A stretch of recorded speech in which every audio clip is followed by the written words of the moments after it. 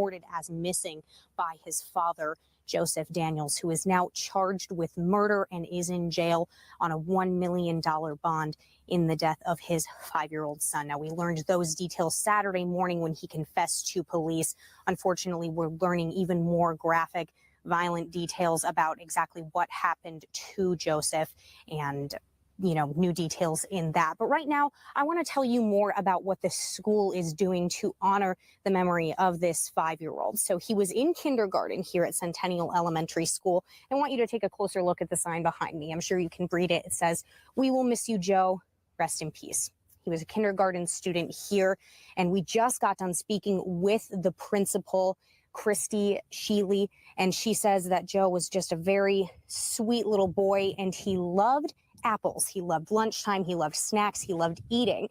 And so what the school has done to remember him, they have a table set out in one of their front hallways in the school, and they had about 800 apples donated, at least one for every single student here at Centennial Elementary School. And so what they want that to represent is just kind of the good memory of Joe. And as the students walk past it today, they're encouraged to take an apple and, just think fondly of Joe and think of all the, good times that the school had or that students may have had with him. And so that is kind of the memory that they're doing right now. Another thing that they're going to be doing out here in the front lawn of Centennial Elementary School, and maybe even on the side and in the back, they're going to be planting a couple of apple trees.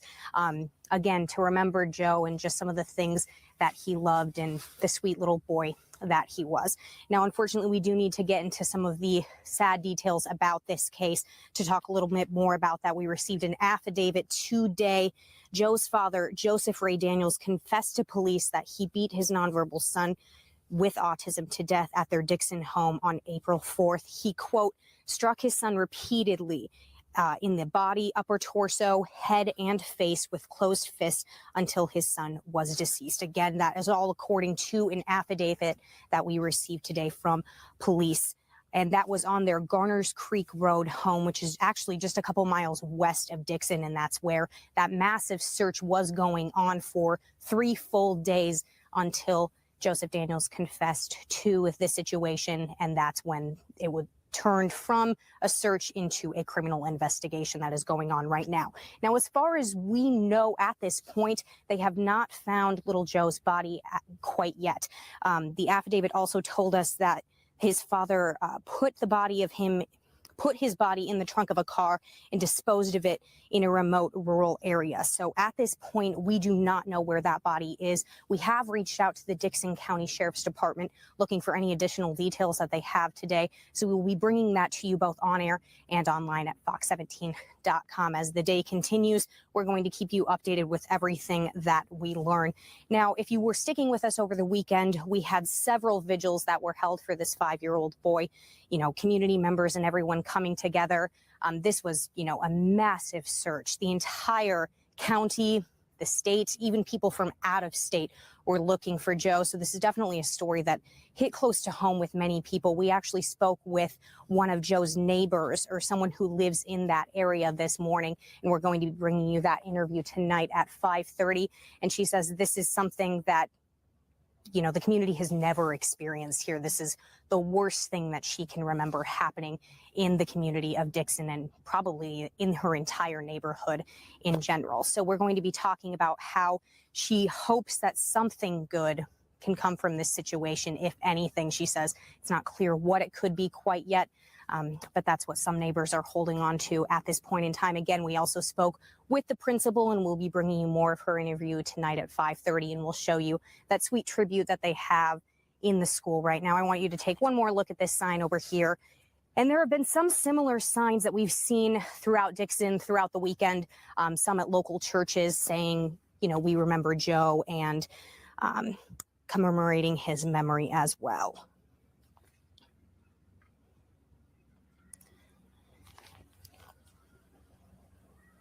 Now, we did spend a good chunk of the morning out in that neighborhood off of Garners Creek Road in that area, talking to neighbors, just seeing if they knew anything about the family.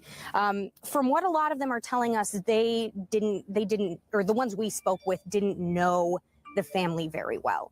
And they didn't have very many interactions with them.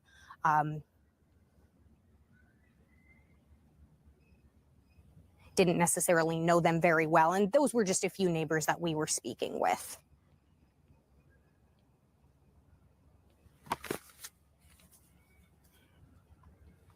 Once again, the new details that we have this afternoon is that Joe, Clyde's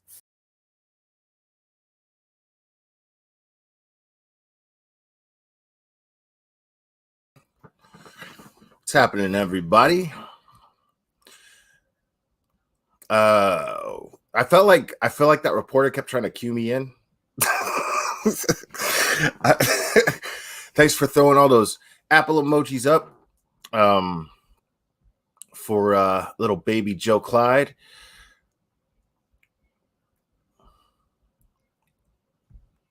So, welcome everyone. I'm gonna say hello first and go through as many people as I can. We got Louisiana girl. I see you. How we doing? How we doing? That girl, Rosaling, Amber Ann, Cat's Eye, Cherry K. Always good to see you. Did I say that girl already? Yo, that girl, man. Dude, she's a machine, people. She's a machine. Telling you. She's like super mod. As far as this case goes, I would go so far as to call her the equivalent to what a producer is to a YouTuber. I mean, she put all of this information together for me. She worked really hard on this, guys. Sorry about the dog barking. Just Jill, Queen KK, Twyla, Nicole H, Morgan C, Lufa. All right. Sorry if I missed anybody. Dizzy Lizzie, Gladys and Gertrude, welcome.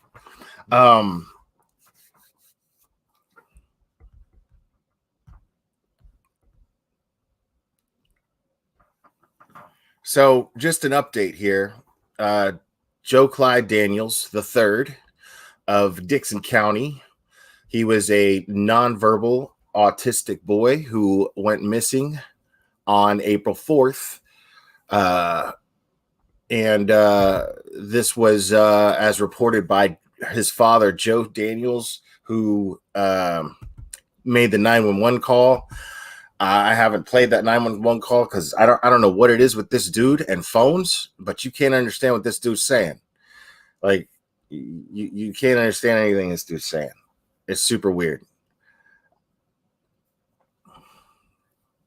So friends and residents and law enforcement by the hundreds searched through fields for 3 days in the Tennessee City area of the county. On day 4, investigators said Joseph Daniels confessed to beating the boy to death, putting Joe Clyde's body in the trunk of his car and disposing of the remains in a remote area, according to court documents. Crystal Nicole Daniels, his mother, admitted she was present at the home of Garners Creek Road in Dixon County when Joseph Ray Daniels intentionally caused the death of their son, court documents show. Searches continued throughout 2008, but no signs of Joe Clyde have been found. The last time we were live, we went over some speculations and stuff like that in the meantime, because considering all of the hard work that girl put to this, on top of that, she's pretty much just building from the ground up as far as her life goes, and her living situation goes. And it's a lot, and what she's going through is a lot. So taking the time to put together this was pretty incredible. But the last, the part 1 that we did, we left off where there was the fake letter that was written by Joseph, Joe Clyde's dad, to try and throw police off the trail. This was October 7th, 2018. He later admitted to being the author of the DNA found on it, confirmed it was him. So we're gonna find out a lot of weird stuff here. This just goes on and on and on. The behavior of these parents. I mean, basically, this guy says that he beat his son to death with his fists. 5 years old, autistic, nonverbal, and his mother apparently woke up and from hearing screaming, saw Joe Sr. standing over Junior with his fists clenched, right? And then she just goes right back to sleep after he threatens her. Says if she says anything, he's going to kill her. So then she goes back to sleep. This doesn't add up to me at all. I've talked about this. And the last time we talked about this, where we were speculating, based on what I know so far, I'm of the belief that that it might have actually been her. She might have been just as involved. I think she was just as involved, if not solely the person who actually killed this boy. So I don't know, but we're gonna explore this together and find out.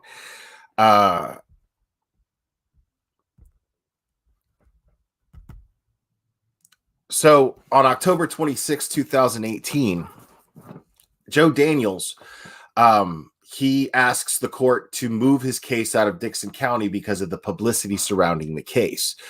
Now, remember, now I believe Lockhart is the attorney for Joe Daniels.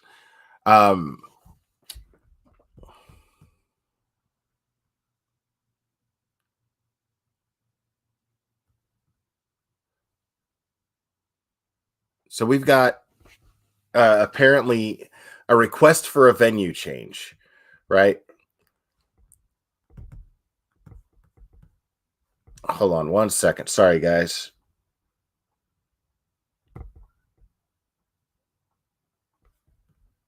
Okay. Yeah, this isn't letting me do what I want it to do.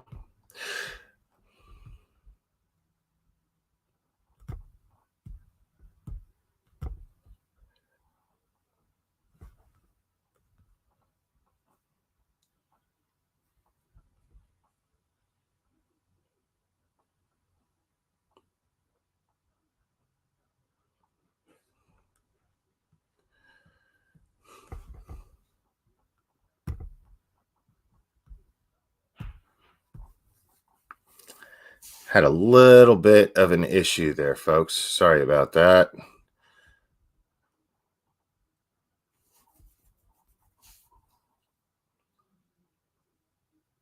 My internet has been acting crazy.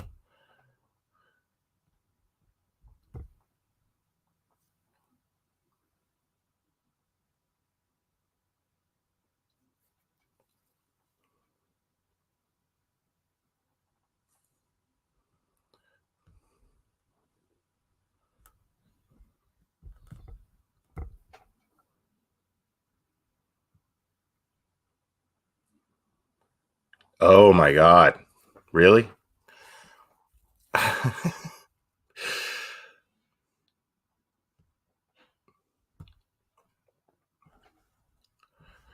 Okay.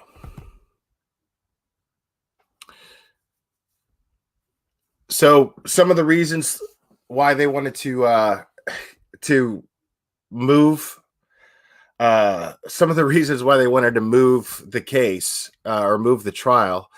Lockhart said he's tried numerous trials in Dixon County Circuit Court. Said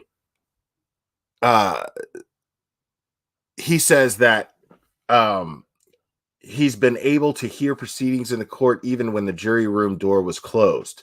Lockhart wrote that previously judges have turned on radios in the jury room to hopefully drown out voices coming from the courtroom.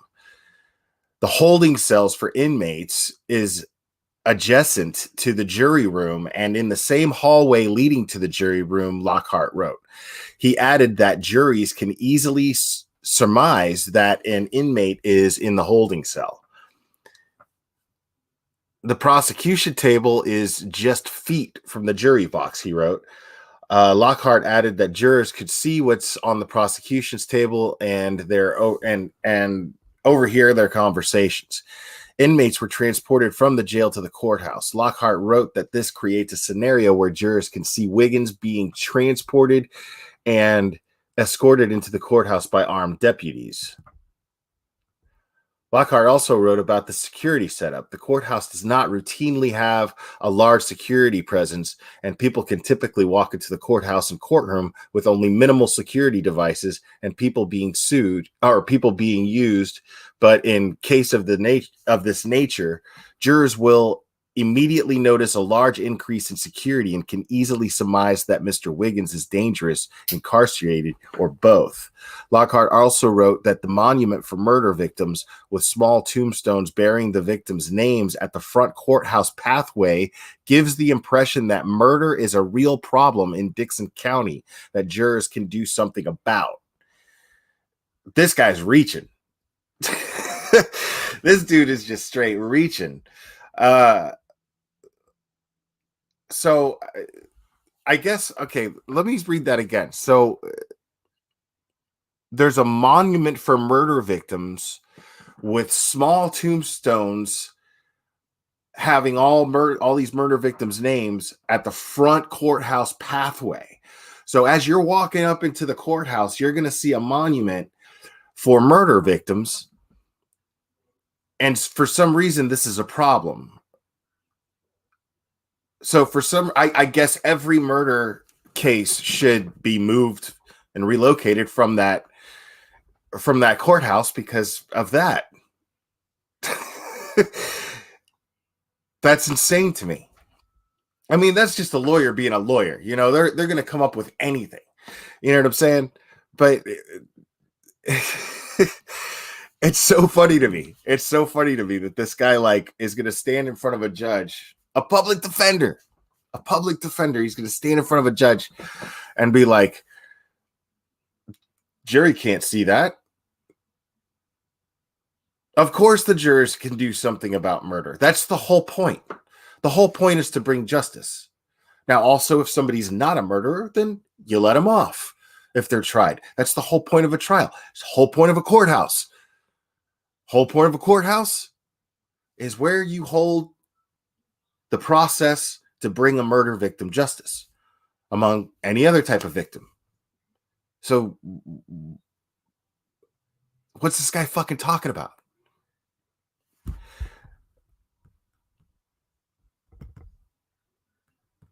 So enter the PI, right? David Marshburn. He is the founder of the nonprofit Find Me Foundation. He announces he's going to be getting involved in the case. This is November 26, 2018. He's quoted here in saying, "Our main focus is finding where he is at. His remains, or if he's alive, we find him alive," said Marshburn. "We're going to find little Joe Clyde. Now, that being said, I can't guarantee we will find him, but I can give my damnedest to do so." This guy, I could play. So you know what? I'm gonna play it. Because this is from a Facebook Live. That girl also edited this and put it together. So it's about. Well, no, that's a news clipping. Hold on. So there's this Facebook Live that he does, right?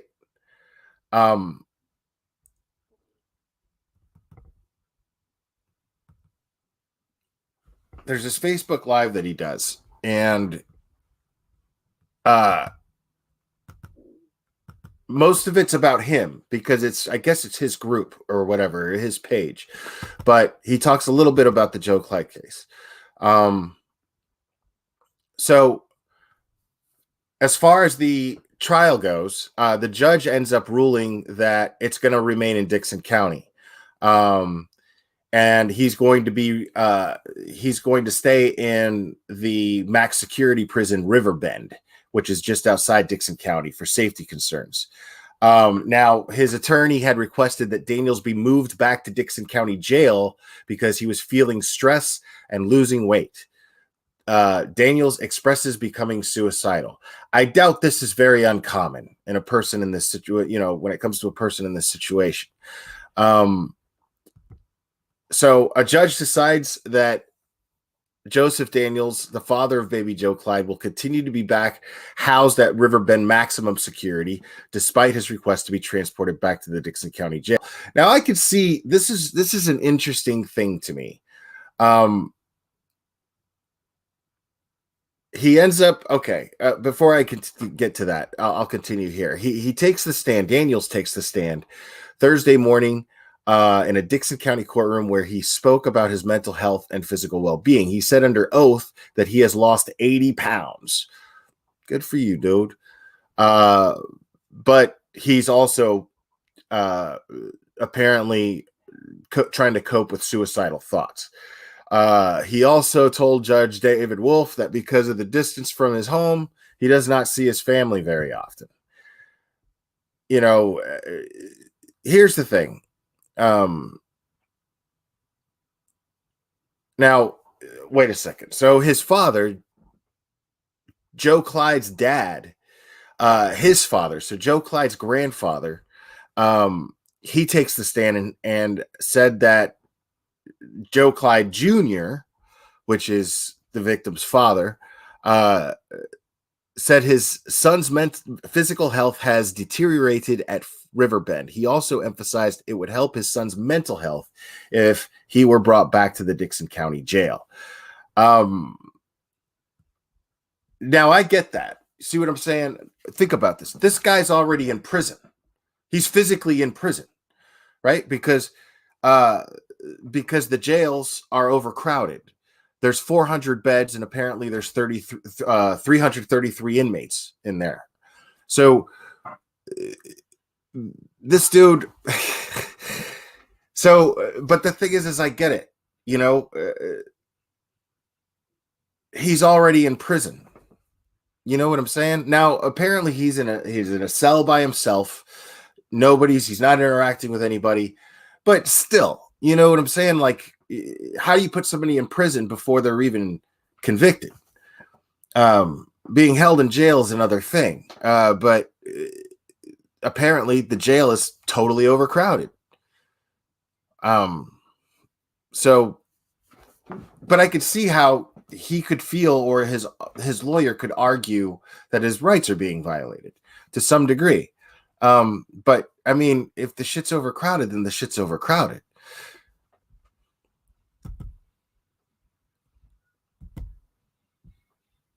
So Sheriff Jeff Bledsoe, he spoke about the reasons why he was transported to the prison and is being housed there. The main reason, according to his testimony, was because the prison has more resources available, and it is a hardship to house Daniels in the Dixon County Jail. The Dixon County Jail has 400 beds, and on Tuesday, according to Sheriff Bledsoe, 333 inmates were there. So ultimately, Judge Wolf decided that Joseph Daniels will remain jailed in the prison, Riverbend, where he's kept alone. So he's not, you know what I mean? He's not in danger of being raped by anybody in jail right now. He's not in danger of being killed by anybody in jail or any physical harm happening to him. He's only around guards, and that's it. So his rights really aren't being violated. He's not experiencing prison the way that somebody who was convicted would experience prison. Not yet. Good point, Dizzy Lizzie. Not yet. and they're taking forever with this too. There's a Show a pic here real quick. Show you guys. Very, very sweet picture.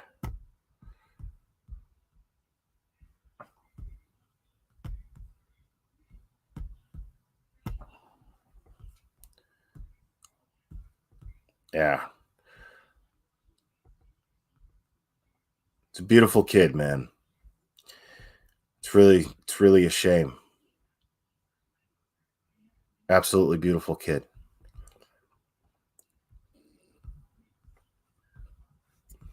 And then you got this guy.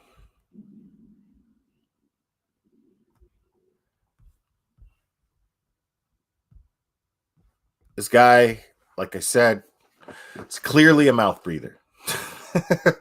But, you know, just tell him where the body is, man. Like, you know what I mean? Why do you have to be such a piece of shit? I don't understand these motherfuckers, man. They piss me off so bad because you got Letitia Stock, now she's representing herself. She's just doing what she can to make a circus out of everything. Like, just fucking, I don't understand this shit. You're just stalling.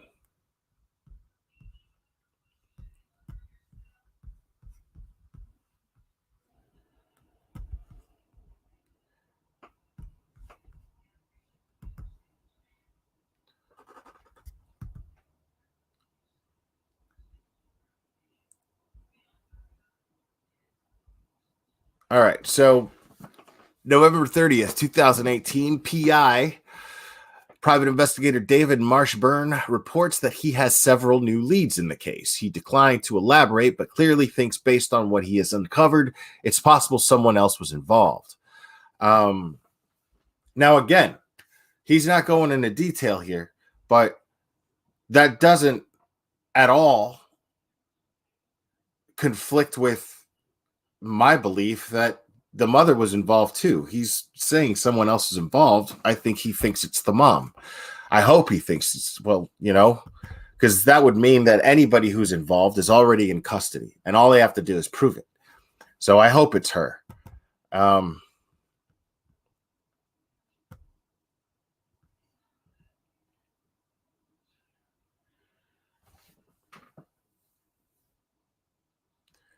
Now, this video is about 5 minutes long. This guy kind of rambles a little bit. You could tell he's not much of a public speaker. He's I'm not one to talk, but yeah, this dude is clearly all about his work. He's North Carolina, so he's got a pretty strong Southern drawl, and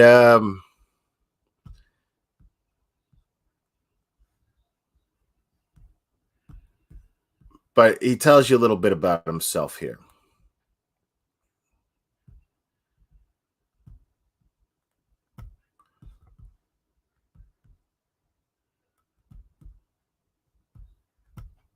Now, this is the video that girl put together.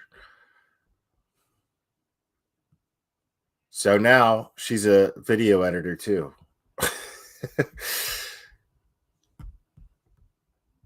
All right.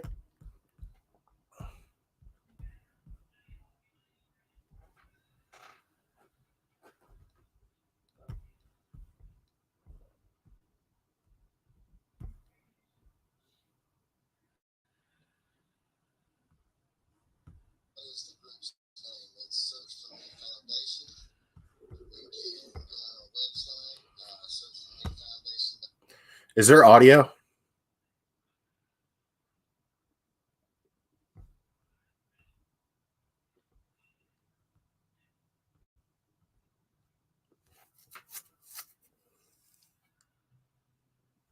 Okay.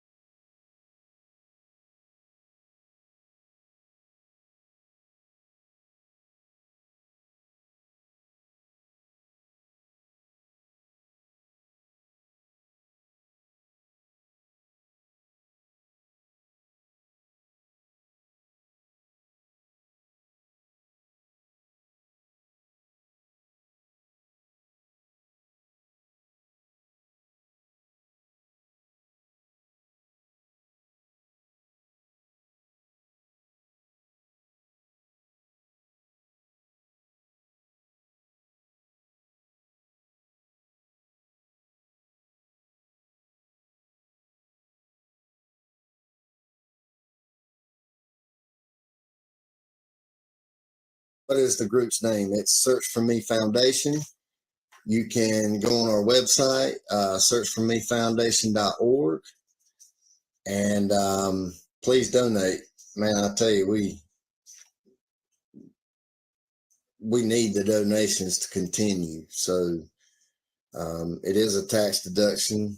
So it's for a good cause too. How long have I been doing this work? Well, in 2009, I became a bail bondsman. Before that, I had a dumpster company.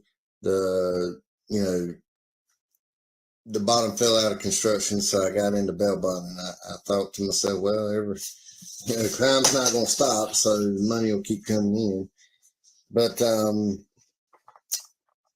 I started bonding in 2009, and in 2012, I started PI business. Kelly Bordeaux was my first case. It took 2 years to solve.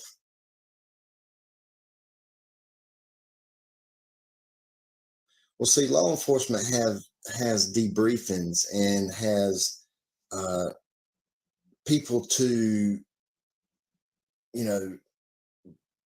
I guess, distress them and talk to them about what happened. We don't. We just have each other, and all we have is our story about what we done, and over time, telling our story to the media helped us. And that was the only outlet we had, because our families lived through it day in, day out, and they already knew everything. So that pretty much helped us.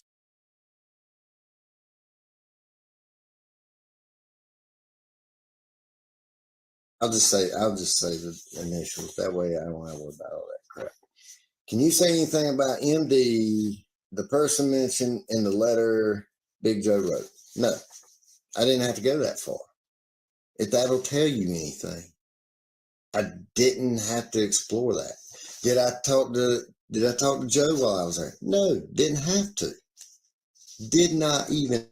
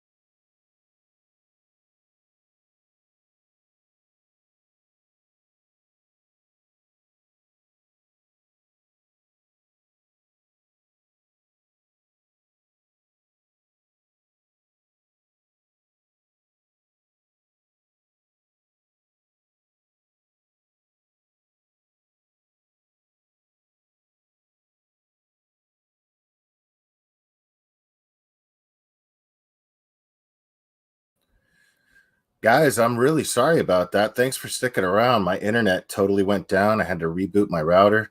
But the Xfinity people are supposed to be here in the morning. So hopefully.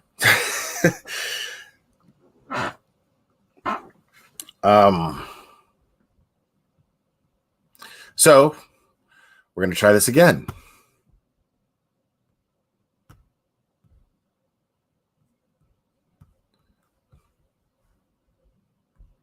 Right, hold on. All right, now remember that girl, and I feel really bad, man, because that girl worked hard editing this, man, putting this together. Because because this guy rambles, man. He rambles, and it's like she had to sit through a lot of this stuff, a lot of stuff that had nothing to do with Joe Clyde Jr. And I mean,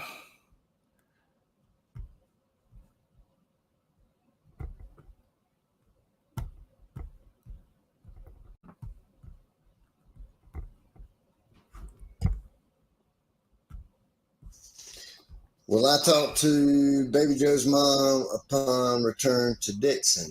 Well, from what I understand, that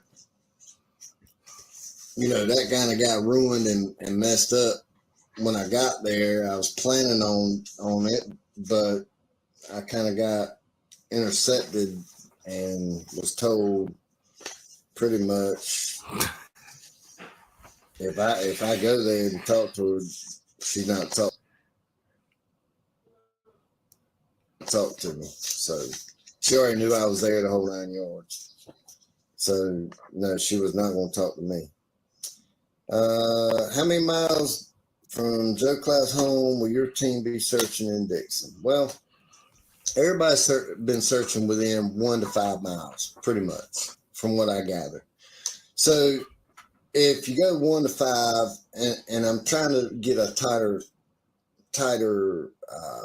time on it.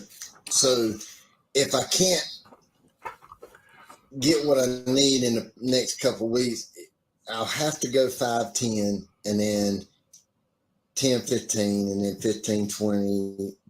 But it's based on profiling certain comments that were made. So maybe that answers the question. But I won't know exactly until I get it mapped out and use the software we have. Do you think Lil Joe's mother is more guiltier than his father? I think I pretty much answered that yes. I do. Ha! And I did before I even went to Tennessee. I did when I first heard about the case. So it's not a secret how I do feel. How much? Don't know. How much him? Don't know. I mean, I'm not into the 100% yet, but I'm getting there. It's just I had to leave. I couldn't be there longer than I wanted to be. I mean, well, this guy just listen. I realize that he doesn't seem. I get it, but you got to understand this guy's doing this out of the kindness of his own heart. I mean, he's not hurting anything. I don't think. You know what I mean? But I think I think he's trying to do good. So I'm not going to fault him.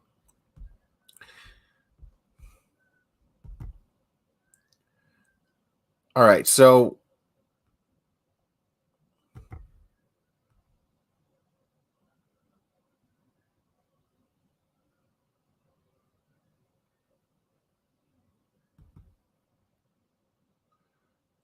all right, so apparently Daniel's attorney cited that he has a diagnosis and he gets treatment for bipolar disorder, as well as his problem sleeping. So they're still pushing to get this dude transferred out of that prison. Daniels is quoted in saying, it's hard for me to sleep at night. They gave me some medication to try and help, but every now and then it doesn't work. I wind up waking up throughout the night and having very vivid dreams and nightmares. So let's talk about what this guy's essentially complaining about. He's complaining about the fact that he's locked up and on trial, and he's losing sleep over it. We're supposed to feel sorry for him for losing sleep over it after he admitted to beating his son to death. Now, had he not admitted this, had he not confessed in some way, shape, or form, I wouldn't care. You know what I mean? I would look at it like, yeah, I mean, he's not convicted yet. You know what I'm saying? Let's get this guy the right treatment. You know, but the fact is, you know, this guy's scared of going to prison for the rest of his life, and we all know that he should be. I mean, everybody knows. The jury already knows. You know what I'm saying? Like, now I realize that's not how the law works. People are going, "What? That's not how the law works." Will, I get it. I get it, but I mean, I don't see how. I mean, he just admitted that they're giving him stuff to sleep. You know, like they're giving him. They're trying to help him with his sleeping problems. So it's not like, again, they're not violating his rights. So I don't get what this guy. I mean, I just can't. I find that that's a pill that's hard to swallow. Right there is that I'm supposed to feel bad for this dude after he admitted to beating his son to death, his special needs son. You know what I'm saying? And we're supposed to feel bad because he's losing sleep over it. Come on, man.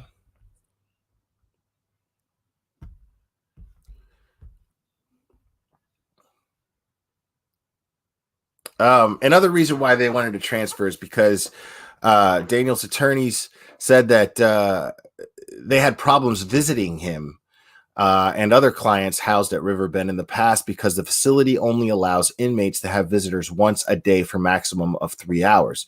Visitors are also required to leave during meal times.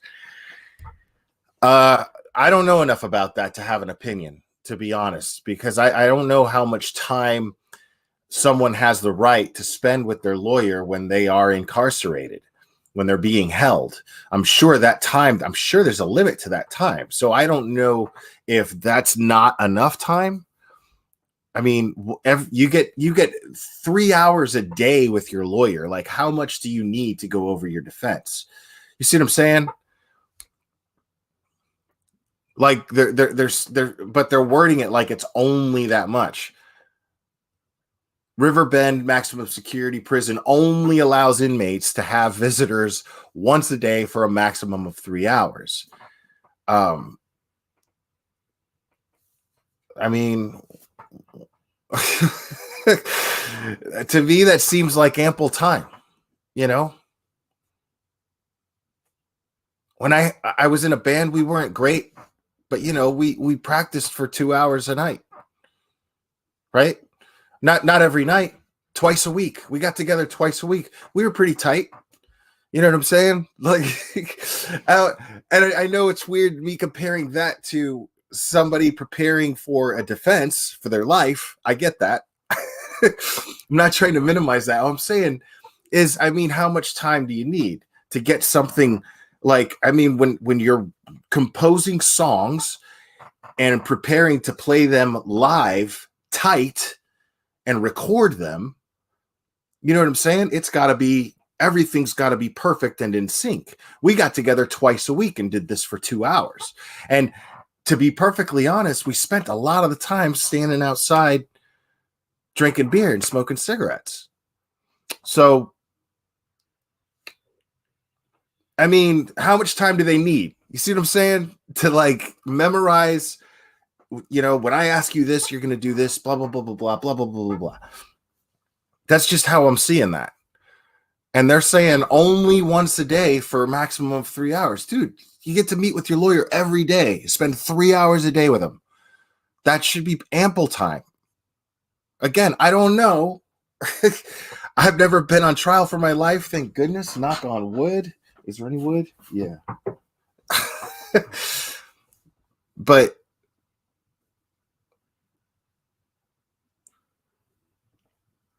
yeah,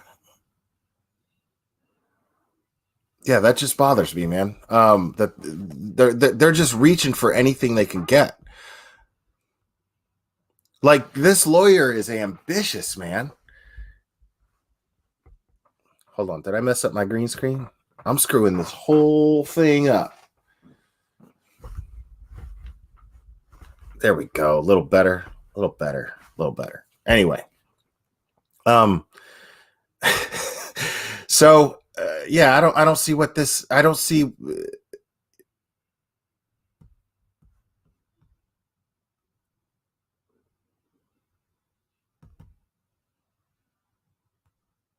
Yeah, I mean,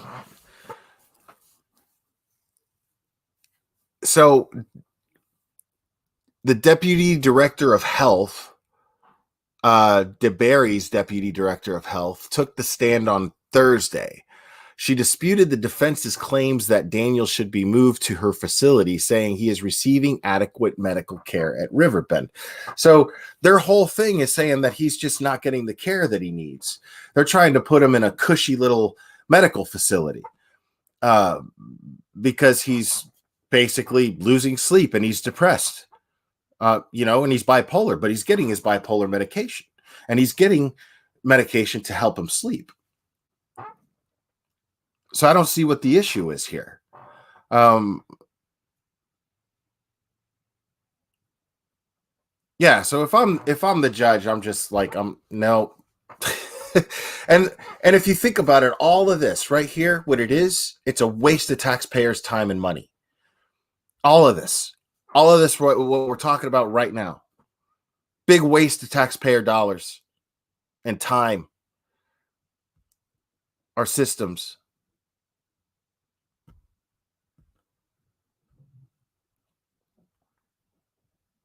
So she explains, this health director, that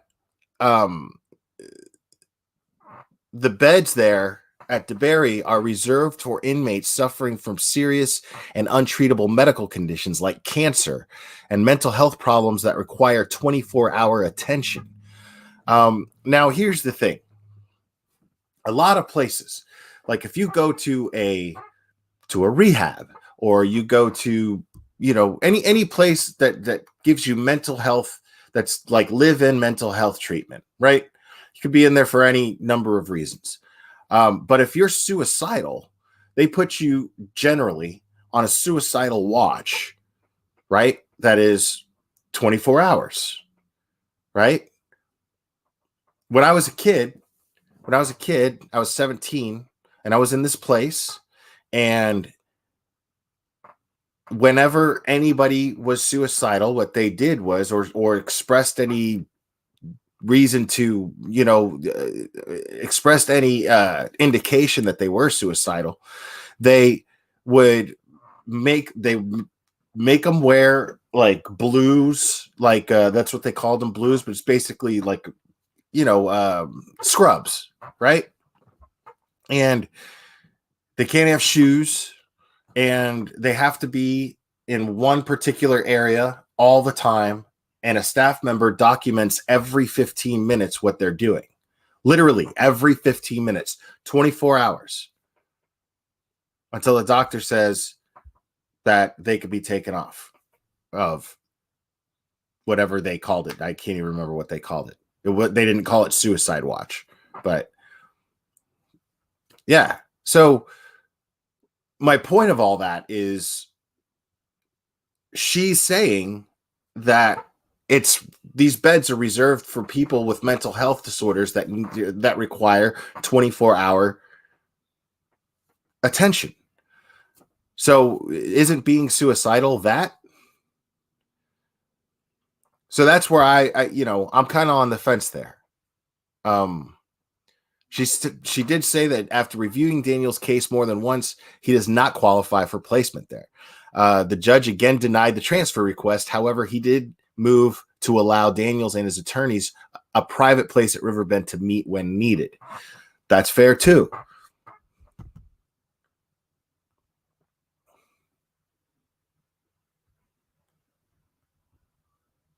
All right. So the PI, David Marshburn, the guy that we just saw the video of, he puts up a $10,000 sliding scale reward for information leading to the whereabouts of baby Joe, along with an associate. Money will come from their own pockets, not the foundation. So, I mean, say what you will about this guy, but he seems to have a heart of gold, you know? I'm not going to take that away from him. And so I've got another clip here to play about it.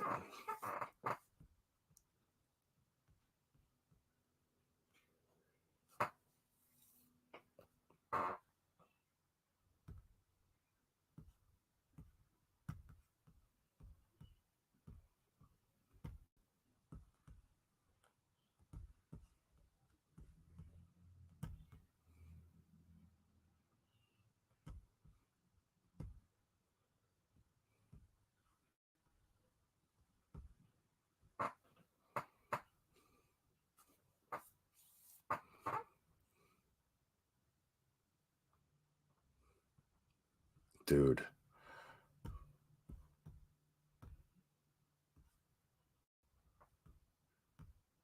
To tell you guys that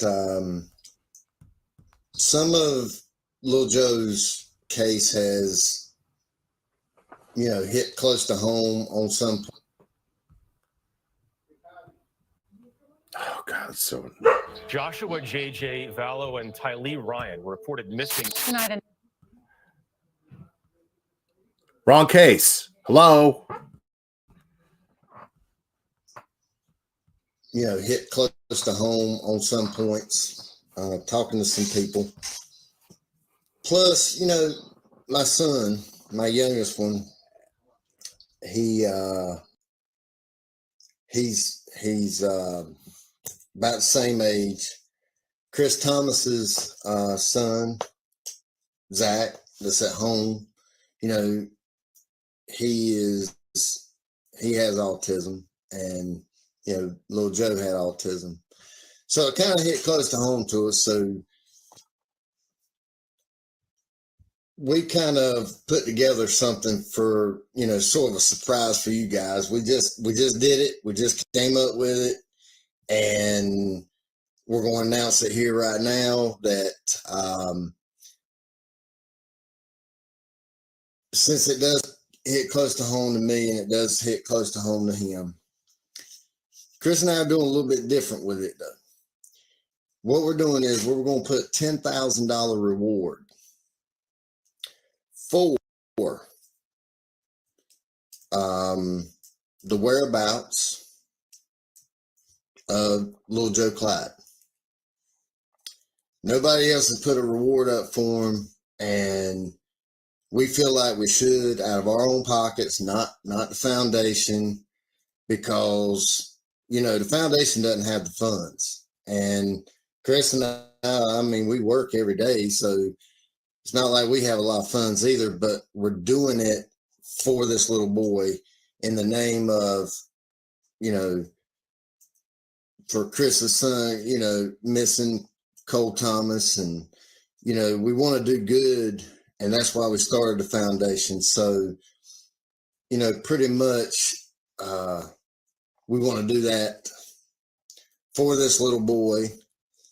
And I want everybody to know, Chris Thomas is part of that, his family, and me and my family. So $10,000, but there's a little bit of difference with what we're doing with this, because it's so important we get him quicker than ever.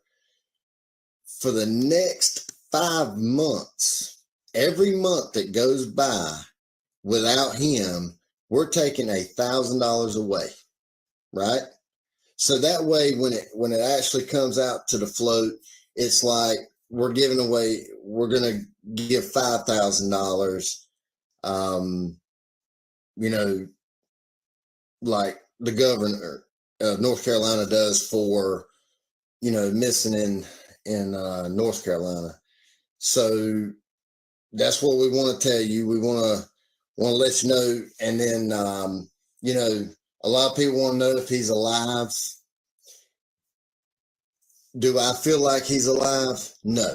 My honest opinion, I've never mixed words about it to the family, and they don't mind if I don't do it here, and I'm not. I do not.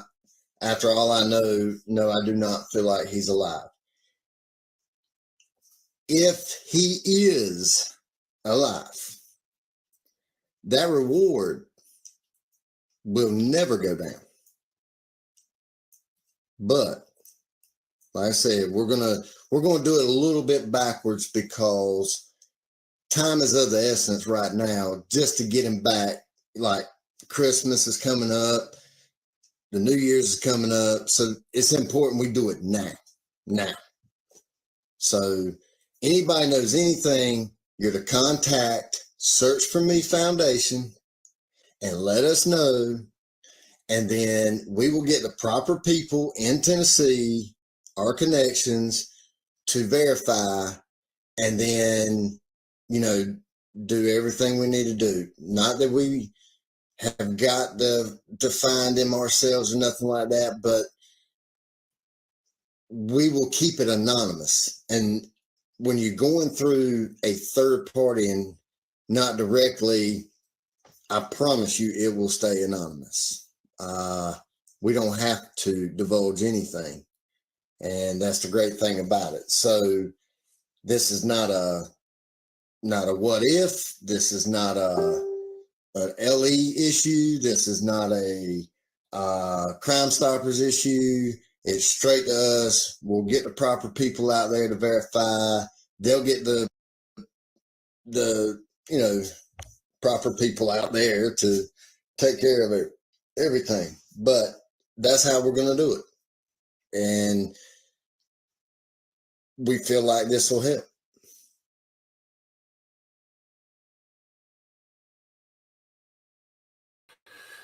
Yeah, so I mean, we all know that, man. A reward being out there certainly doesn't hurt, man. You know, it can make things a little too wild.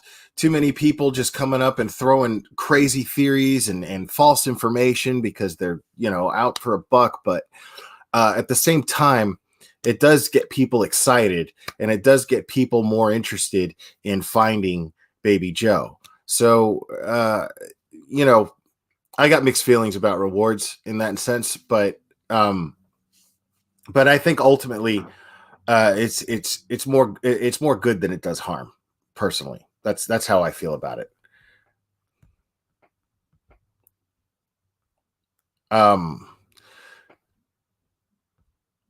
DA Ray Crouch confirmed that Joseph Daniels confessed multiple times that he killed his son, one written and signed, one recorded, and other heard by witnesses.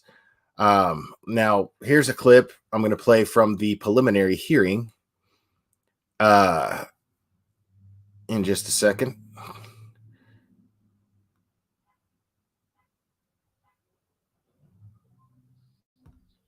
Now, there's a lot here, guys. So I don't know if I'm going to go over all of this tonight, but there's a lot here.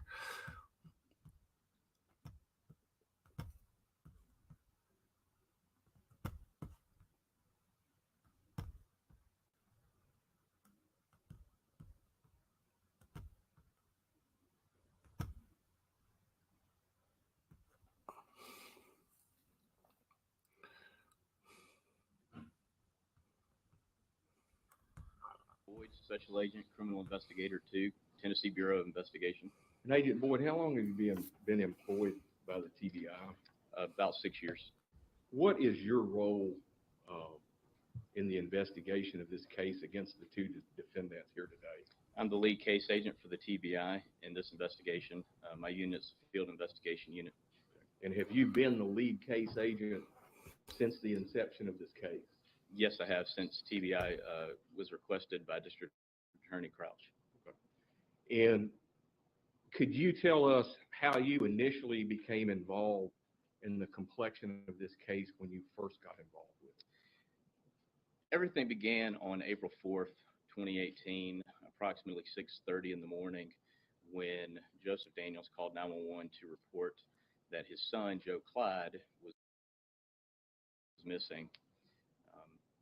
A lot of law enforcement from the area responded. Initial response was from Dixon County Sheriff's Office. TBI got involved shortly thereafter when the endangered child alert was issued for Joe Clyde Daniels based on the information that had been provided by Joseph Daniels and Crystal Daniels at that point. I responded on April 4th as well as a lot of other agents and supervisors. And the investigation continued on from there, primarily as an endangered child alert investigation. The initial report was that Joe Clyde had ran out of the house and was missing. And that report, again, had come in around 6 a.m. that morning. We continued to work it with that information as the primary focus of the investigation. However, there were other parts. We were looking at other possibilities simultaneous to the search for Joe Clyde. Some of those possibilities were that foul play and criminal activity had occurred, resulting in his disappearance. Do you recall what day of the week April 4th was? It was a Wednesday. So on Wednesday, when you first got involved, again, and not to put words in your mouth, but the initial focus of this case was we had a missing child, I believe, to summarize your testimony, as reported by the parents. Yes. Okay. At some point, did your role in the investigation change from that of just simply looking for a missing child to a criminal investigation? It did. Again, we were doing things simultaneous to the search for Joe Clyde, just on an abundance of caution to make sure that we are looking at every possibility. One of those possibilities was that his parents had a hand in his disappearance. That changed on April 6th when Joseph Daniels admitted to me that he had killed Joe Clyde. What were the circumstances leading up to that admission to you by Joseph Daniels? Joseph Daniels and Crystal Daniels had been asked by us if they would voluntarily come to at that time it was the Dixon City Police Department in Dixon versus the scene where we were at 1112 Garners Creek Road area to ask some more questions. We wanted to go over some more information with them. They drove themselves there to the Dixon Police Department building where we asked if Joseph would submit to a polygraph examination. He did. Following the polygraph, we reviewed the results of that polygraph with Joseph Daniels. The results of that were failure. We then began what we referred to as a post-polygraph interview of Joseph Daniels. And during the course of that interview is when Joseph Daniels admitted that the original story was a lie, that Joe Clyde had not just ran out of the house, that he beat Joe Clyde with his fist multiple times, resulting in his death. Took Joe Clyde, placed him in the trunk of his car, and took him to a remote area.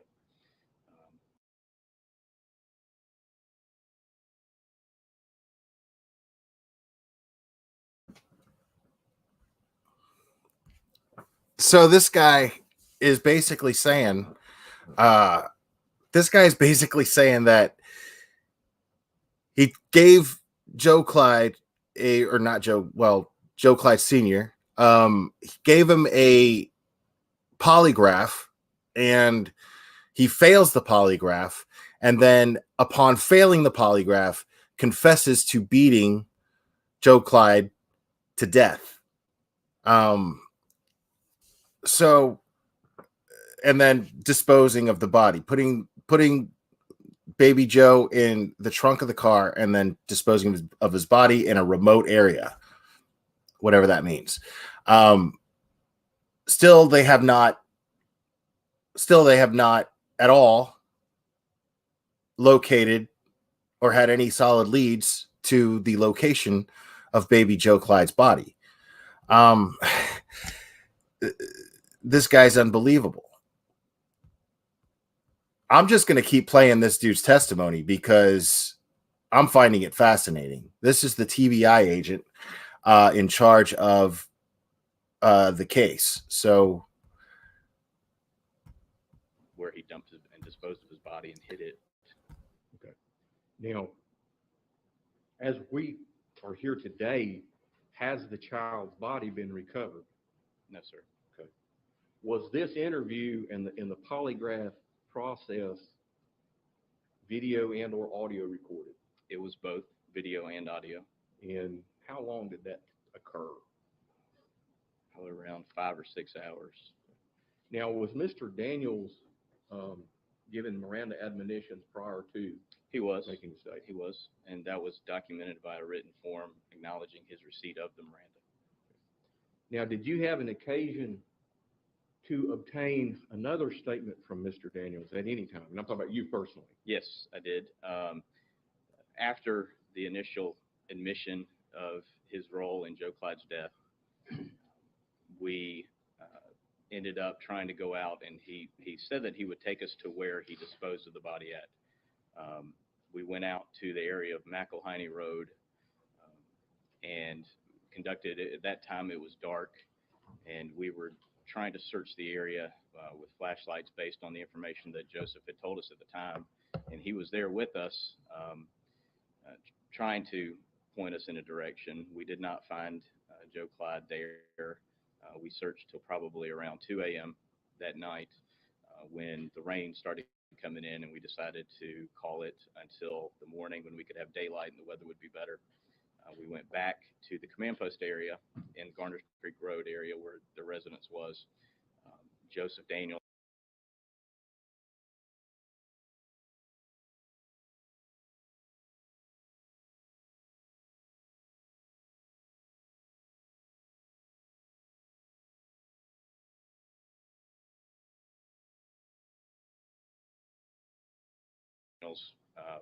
was slept in the back of a vehicle. oh, so sorry, my mic was muted.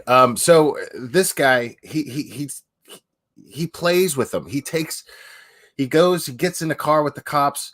The cops go search for, to have him point out where the body is, and they find nothing. They find absolutely nothing. They search till 2 a.m. where he tells them to search, and they find nothing.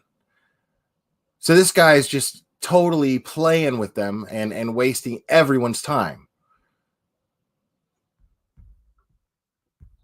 We met, we consulted with District Attorney General Crouch. Around 5 a.m., I asked Joseph if he would come talk to me some more again. The purpose of that interview was to try and get more details as far as the location of where Joe Clyde was, his body was disposed at. During that interview was documented by a written statement, no audio, video recordings of that one. And in that interview, he again made admissions of his role and how he killed Joe Clyde. And the story of where the body was disposed of is what proceeded to change at that point. How Joe Clyde was murdered, that story was consistent with the previous statement.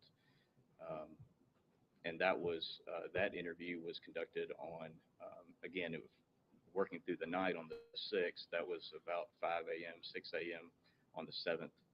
At the conclusion of that interview, I placed Joseph Daniels under arrest, transported him to the Dixon County Sheriff's Office jail, where we met with the magistrate, swore out warrants, and he was booked in. You want to approach the witness, please? Yes. I want to hand you a document.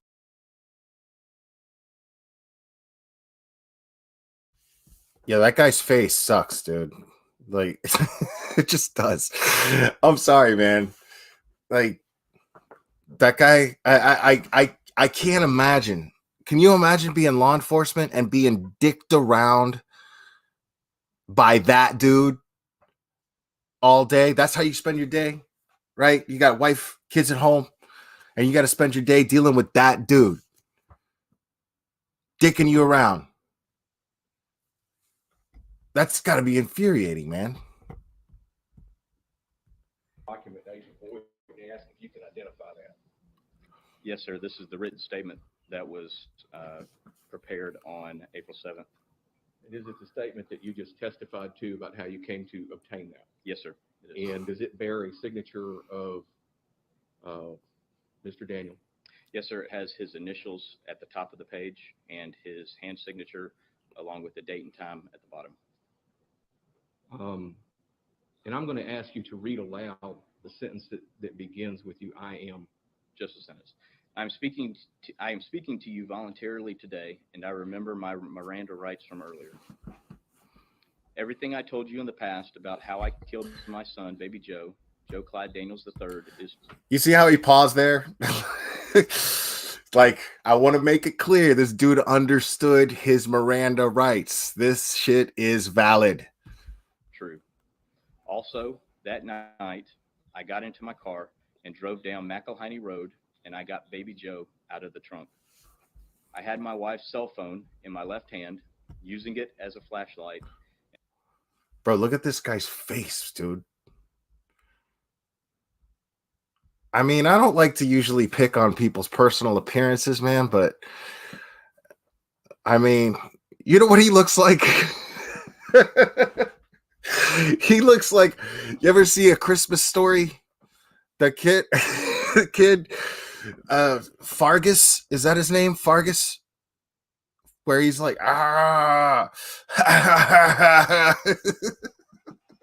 he looks like him grown up. That's what happened to Fargus, dude. That's what happened to Fargus. He ended up growing up being that guy who murdered his kid with his very strange looking wife. Very strange looking. And baby Joe was over my right shoulder. Can I stop you right there? Yes, sir. Okay.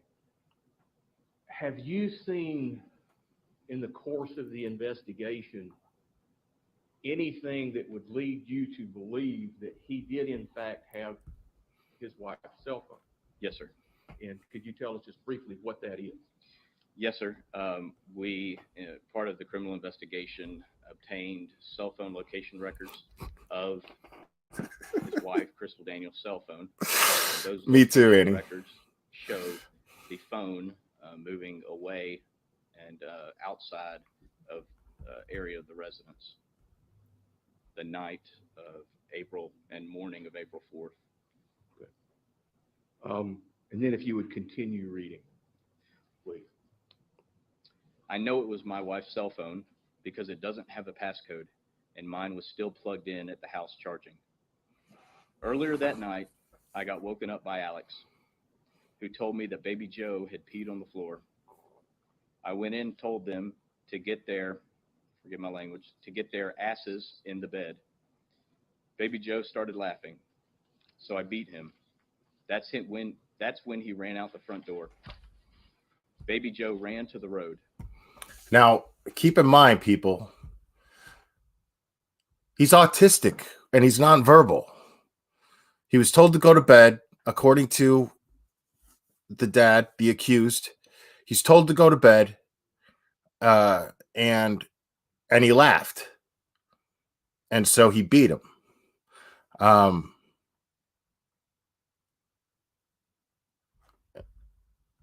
We talked about this when we did the speculation live. We talked about how it's their motive would basically just be these people didn't have the patience. They didn't have the care or the want to even try to empathize with their son, who they just saw him as extra work, a problem. I mean, how do you meet the wants and needs of an autistic boy who does not know how to express his wants and needs verbally or even in any way? He doesn't know how. That's got to be challenging. But anybody who has kids that loves their kids, you just see it as another challenge. And you get through it, You take the steps necessary to try to adapt to the situation to make life as good as you possibly can for this kid. They did the exact opposite of that. And I say they because even if this guy's story is true and the mother just went to bed, well,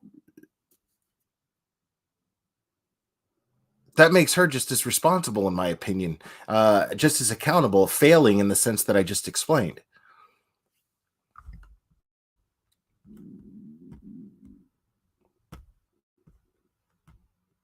I saw a car drive by, and then I ran out and got him back in the house. And I want to stop you at that point now, Agent Boyd.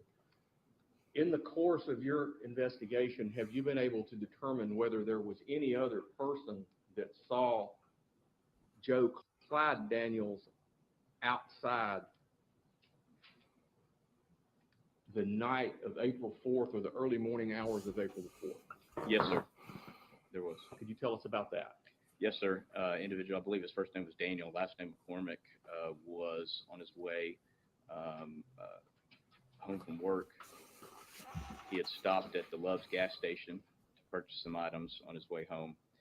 He was driving down Garners Creek Road, and he saw a child, and the description that he provided was Joe Clyde Daniels. It was the exact description of his pajamas that he was wearing that night. Would it be fair to say then that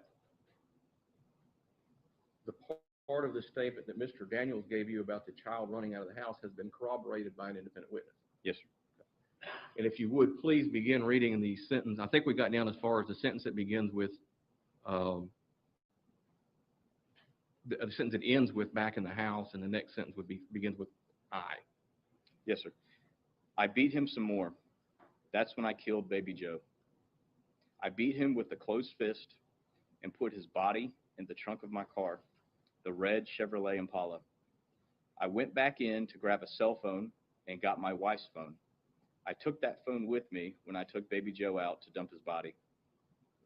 I lied to you previously about where I placed baby Joe's body.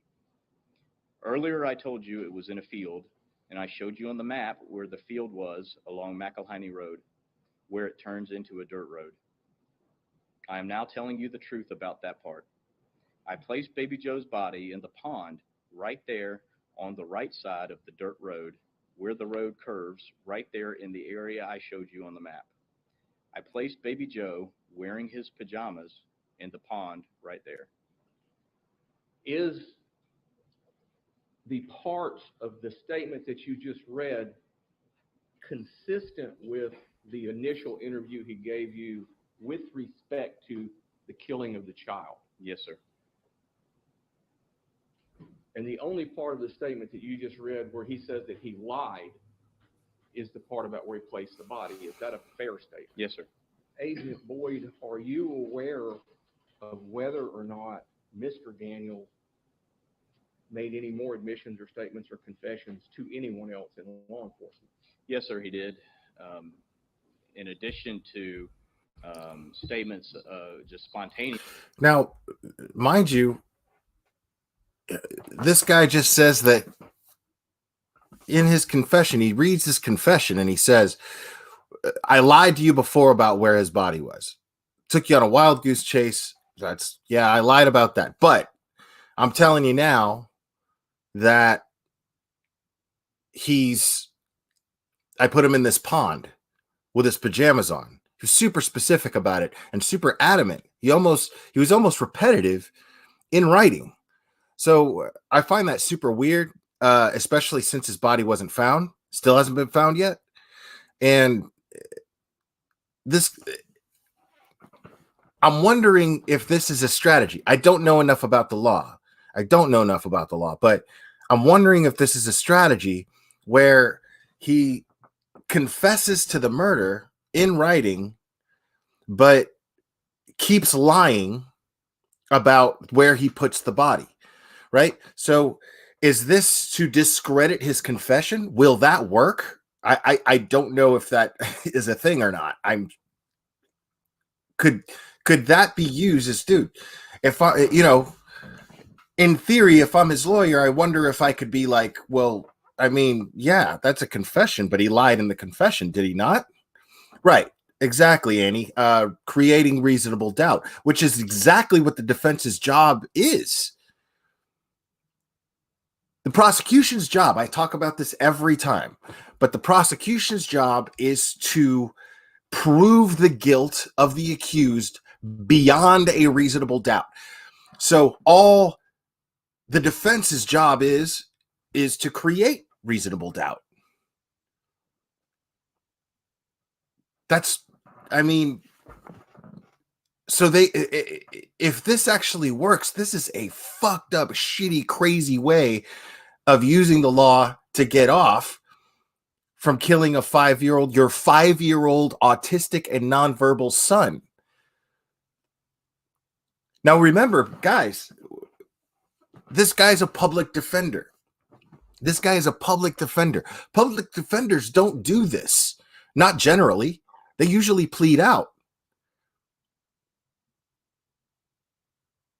So this guy's basically saying he knows prosecution has to prove that this guy did it. And I don't think they can. So, but remember, we talked about how, along with a polygraph test, along with a psychological evaluation, they also did an IQ test on this guy. And he scored near genius level. By looking at him, no, you don't see that. Every picture of this guy's mouth is open. Every picture, dude. You know what I'm saying? I see people whose mouths are already open. I just predict something stupid coming out of their mouth. I don't know why. It's probably shitty on my part. It's probably shitty. But I'm just saying. But we went over this. Where we were like, where I asked you guys, before I told you that he scored near genius level, I asked everybody, by looking at him, do you think he's smart? Everybody was like, hell no. But this is working in their favor, because if you're looking at a guy and you just think he's stupid, you know what I'm saying? You just think that he's stupid when you're looking at him, and he happens to be near genius, and he doesn't let you know, he continues to let you think that he's stupid. Well, he's got an advantage over you, doesn't he? So I wonder if this guy, like I said before, this is a very, very loose theory, of course. This is a very loose theory, but I'm wondering if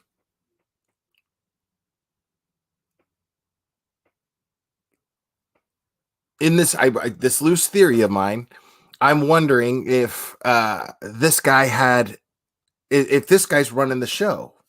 He's telling his lawyer, dude, they don't have a case. Listen, you're assigned to defend me. And if I got to tell you how to do it, then I'm going to do it. If he's that smart, right? If he's that smart, there's the possibility. Now, I'm going to go into something else in a second, but if he's that smart, there's the possibility, the likelihood, even to a certain degree, maybe, I don't know, that the wife, Crystal, killed baby Joe, and he's covering it up. He's taking the fall because he's like, I can't trust you to sit on the stand. I'll confess to it, and then I'll say that they can't prove it. I mean, that's that's some David Fincher movie type shit right there. But I mean, think about that. What if this guy, the wife, in the heat of the moment, Crystal, killed him somehow, killed baby Joe somehow, and this guy goes, nah, man. He's that smart where he's like, nah, man. Like, this is what we're going to do. Because you're too dumb. You're not going to be able to sit through a trial. You'll confess. You'll say something. You'll trip up. But if I keep my mouth shut.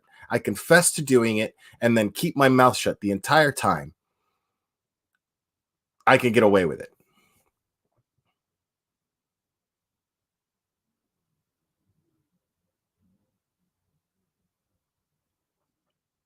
I mean, that's wild. It's wild, and it's a little far-fetched, I admit. But is it though? You know what I mean? It's quite possible considering everything we know.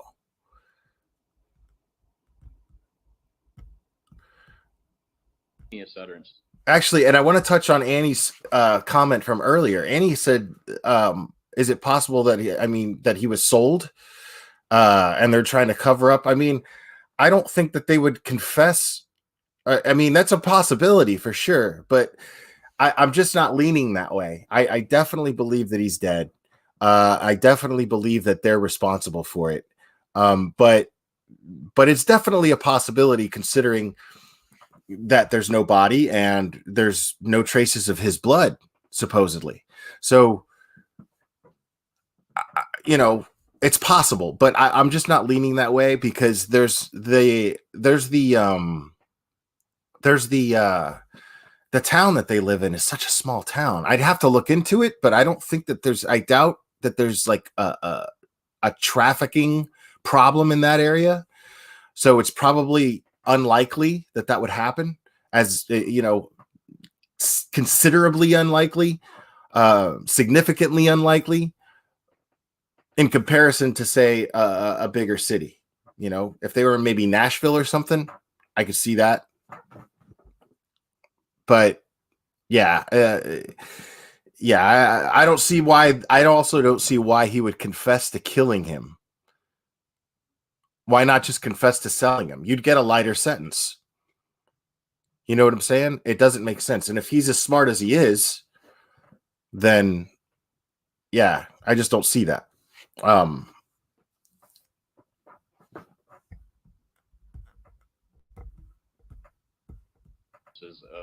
sorry for what done. Sheriff Jeff Bledsoe was speaking with Joseph Daniels as well. I believe that interview is recorded audio, and in that interview there are admissions as well. Okay. Have you had an opportunity to review that? I have. Based upon your review, are the admissions of the killing of this child consistent with the initial interview you did and his handwritten statement? Yes. I'm going to go back to this handwritten statement. Was the area that he told you where the body was disposed of searched? Yes. That written statement, like I mentioned earlier, was around 6 a.m. on the morning of Saturday, April 7th. As soon as daylight came, I believe it was around 8 a.m., additional personnel were brought to the scene. We brought in, TBI alone brought in dozens of agents from different units, as well as Dixon County Sheriff's Office. Now, Cherry K, that's a good question. We talked about this before too. This is the defense's whole thing. Actually, this is what Joe Senior. I hate calling him because he's actually Joe Jr. It's weird. He's Joe Clyde Jr. The victim is the third in this whole thing. So Baby Joe's dad, Baby Joe's dad's lawyer is saying that why is there no blood? If you beat him to death in the house, why is there no blood in the house? There's no blood in the car either. In fact, the only blood that they find is Baby Joe's dad's blood, from what I understand. So why is there what if he beat him to death, why is there no spatter anywhere? So that's a really that's kind of the whole meat and potatoes of this whole thing of the defense.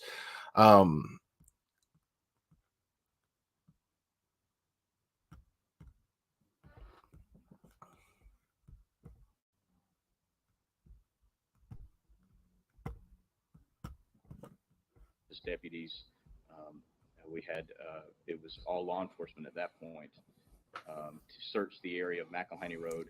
We also brought in TWRA, committed a lot of personnel as far as searching ponds and water areas. There were, in addition to law enforcement, there were also fire and rescue divers searching not only the pond that he mentioned, but also every pond that we knew of in the area.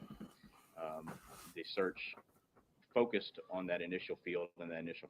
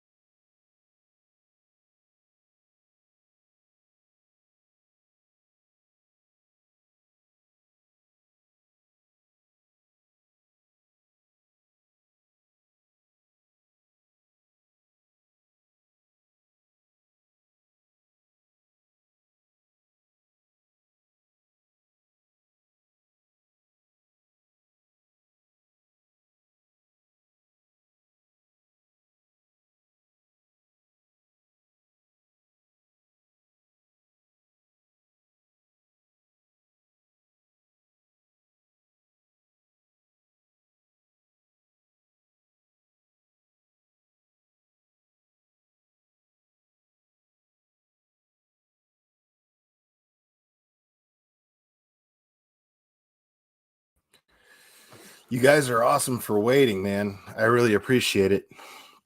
I'm really sorry about that. My internet issues. Like I said, we've got the cable people coming tomorrow. So, but I appreciate you bearing with me here due to that. I want to continue with this video because this TBI agent, his testimony is extremely informative. And this is just in regards to his the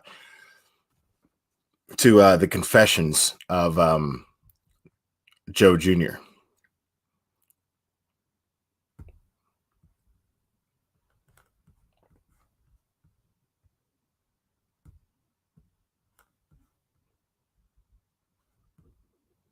Wait a second. I don't think I...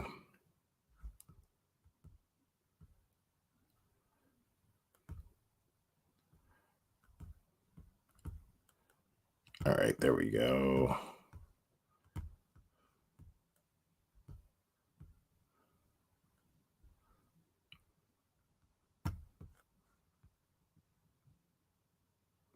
To include on that trip, there were probably 3 or 4 places that he thought he may have done it at, but he ended up changing his story afterwards and saying, no, it wasn't here.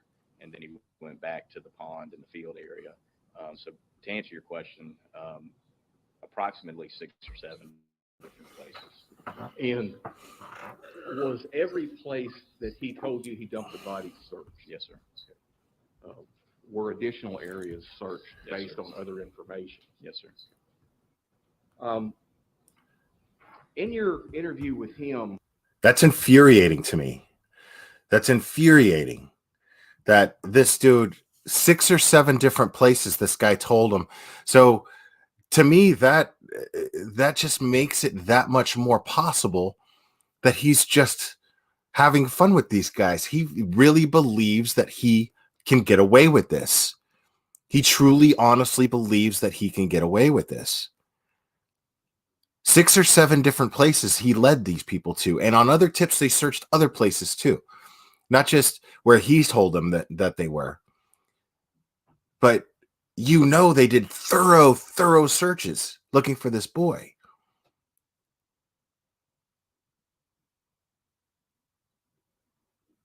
He's just playing games.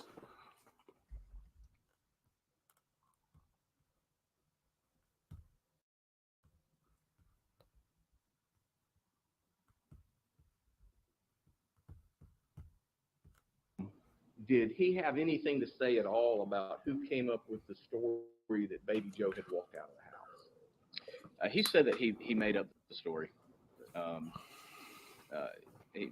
No references were made at that time to Crystal Daniels.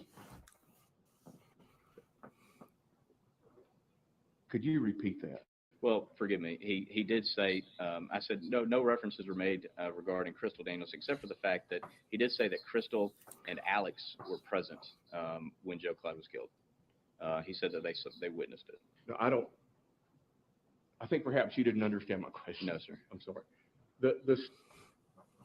Let me back up completely. Was there a story told to you initially by Joseph Daniels and Crystal Daniels about how the child got out of the house? Oh, yes, sir. There was. And briefly, could you summarize what that story was? Sure. The initial story was that they were woken up by Alex, saying that Joe Clyde had urinated on the floor. Joseph told Crystal that he would handle it. He got out. And what time, if he said? I believe that was around 11:30, 12, that they stated at that time that they were woken up. Joseph told Crystal that he would handle it. He went in there, and the initial story was that he calmly and rationally and quietly. I wonder if they interviewed Alex. I mean, if he's this, I guess he's the sibling, and he's, as you see in the picture, Baby Joe is very small there, and Alex seems significantly older. So I'm wondering if they interviewed this boy,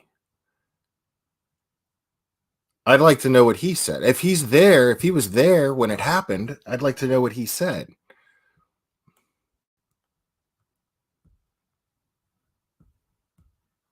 They just told them to get back in bed and that he cleaned up the pee on the floor, and then he went back to sleep. Story that he said was that Crystal woke up at around 1 a.m., checked on the kids, tucked Joe Clyde into bed where he was sleeping when she went back to sleep. At 5:30 a.m., he woke up to get them ready for school and get their clothes ready for the day. So when he noticed Joe Clyde was not in the bed, he said he went to the door. He noticed also that the coffee table was not in the same place that it was, and that the door, there was a padlock on the door that had been removed and was not there. Now, was that story or those facts you just relayed to the court told to you by both Joseph Daniels and Crystal Daniels? Yes, sir. Okay. Now, my original question, and I think I got tongue-tied, was that in your interview with him, did he tell you how that story came to be? Who was for want of a better word, the author of that story? He was the author of that story. Including the 1 a.m. check by Crystal? He didn't make any references to that 1 a.m. check, just that that's not what happened. Okay. But nonetheless, is that the same story, or that same story, was it what was being told to you by both Joseph and Crystal? Yes, sir. And from the get-go? Yes, sir. And myself, other agents, Dixon County Sheriff's deputies, family members, friends on Facebook, that was up until Joseph confessed. That's what Joseph was saying. And so he made his initial confession, the written confession, because you've witnessed parts of it, that he made a confession to Sheriff Bledsoe, and then there were several other spontaneous admissions and outbursts. Yes, and it's when myself and another agent were driving him down 48 to Hickman County after he'd been arrested. That's also, he was telling us, making admissions then as well. And have the admissions that he made with respect to the killing of this child all been consistent? They have. And would it be fair to say, Agent Boyd, that the only thing that's been inconsistent is where he placed the child? Yes, sir. During any of those statements, did you hear him say why that is, why he's not telling law enforcement where this child is? In the statement to Sheriff Jeff Bledsoe, he made statements that he wanted to tell us where the body was, but he couldn't. He stated that he doesn't want people to see what he's done to Joe Clyde. Okay. Now, the person that we've been talking about that gave Cherry K, that's actually where I am right now. That's what I believe at the at this point right now. That's what I believe. We don't know enough, but it's just a theory. But that's the theory that makes the most sense to me. I think it was premeditated. I think they both are just as responsible for the death of this child. They got tired of his special needs, and they planned this. I mean, that's what makes the most sense to me. Now, I don't know, but I definitely believe that Crystal is just as responsible here as this man who's on trial. And I think they believe this about her too, because what she's being held on are felonies, but they're not murder charges. But I don't know if they would hold her unless they believed that she was just as responsible. I think they're just trying to prove it.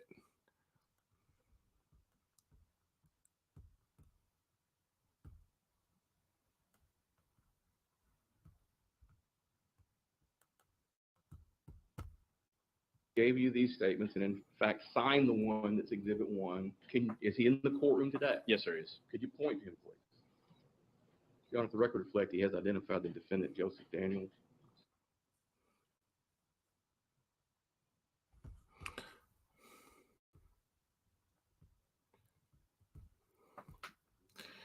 Yeah, man. Um,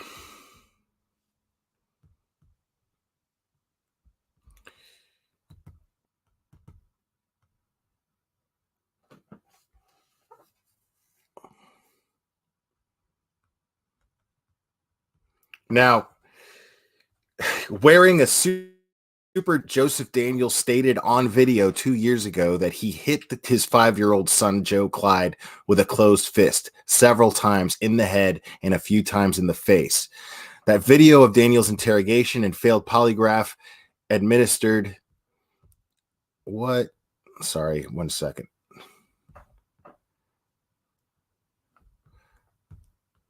I lost my file.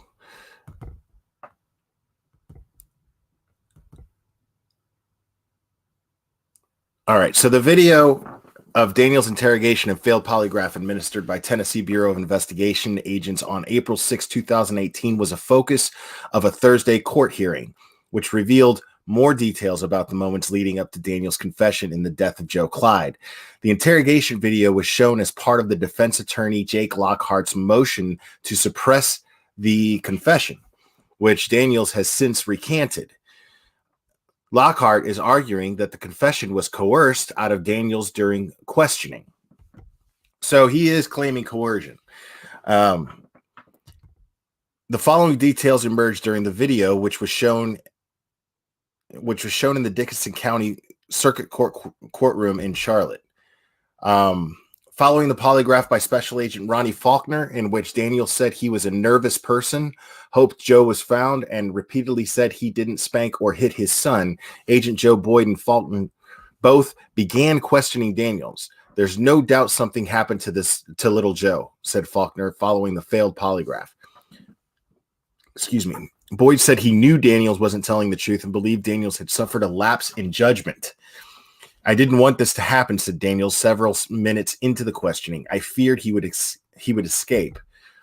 I don't know where he's added Daniels repeating the phrase. Daniels said he woke up in the middle of the night to find that Joe Clyde had peed on the floor. Daniels said that he only made Joe Clyde go back to bed. I saw baby Joe. He was laughing. He had peed on the floor. I was not happy about that. I didn't spank him. Boyd said he's seen people begin to heal. They begin to move forward when they tell you the truth. No matter what you say to me right now, you are walking out that door. I could promise you that, Boyd said. I gotta have the truth. I guess he meant you were not walking out that door. So about 30 minutes into the questioning, Daniels asks, "Why don't you believe me?" Boyd replied that I know certain facts that you aren't telling me. Daniels said after crying that he opened the door and told baby Joe to go outside. Something happened between 11:30 p.m. and midnight. Something happened, Daniels said. Something else happened. I know you can do this, Boyd tells him. A few minutes later, Daniels admitted he spanked baby Joe several times, but said he simply made baby Joe go back to bed. As questioning continues, Daniels admits he's aware baby Joe did go outside, and he says he had to chase his own son down the street. He then states it was a complete accident. I didn't kill the boy or anything like that. He repeats that. I didn't kill anybody. I did not kill Joe. Daniels also said he blacked out at some point. They always do that. Like, I feel like that's a common thing. I couldn't tell you one other time where I've ever heard that before, but I feel like that's a common thing, right? I feel like they're sitting there, they're being interrogated, and they go, "No, I didn't do anything. I didn't do anything." And then, I blacked out, meaning like, okay, I might have done something, but if I did, I don't remember it. Really, really pussy move to So he's like, yeah, it's hard to remember what happened. I blacked out. Whatever. Dickinson County Circuit Court Judge David Wolf said he would not make any rulings from the bench, but will take everything under advisement and issue orders at a future date. The hearing is expected to continue the next Friday morning. So February 1st, 2019, at this point, baby Joe has been missing 11 months. The trial of Joseph and Crystal Daniels postponed until February of 2020. DNA results are still not back from the lab. The judge seals the files relating to Crystal and Joseph, nothing other than court dates to be released. So there's not a whole lot more information, guys. So the murder trial for Joseph Daniels and trial for aggravated child neglect for wife Crystal Daniels was delayed due to attorneys still waiting for final DNA evidence test results. District Attorney Ray Crouch requested a continuance for the trial, which was scheduled to start next month, and the defense attorneys agreed. Jury selection is now scheduled to begin February 3rd, 2020. A trial date has not yet been made public. The jury will be chosen from outside Dixon County. It's approximately a month and a half before the trial date, and the DNA testing has still not been determined, says Judge Wolf. It appears to me that the DNA evidence can cut both ways, so both sides have a vested interest in obtaining this information and analyzing it. I don't have any option but to grant a continuance. I think that's absolutely fair. I mean, you got to have that DNA evidence, man.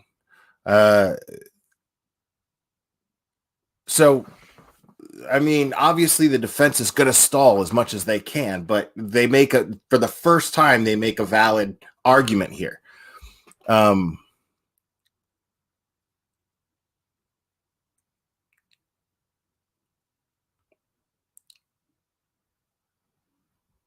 So Lockhart, the defense attorney, is saying that they're working to find an expert. And he's not representing Crystal. Crystal gets an attorney from Nashville named Andrew Doherty.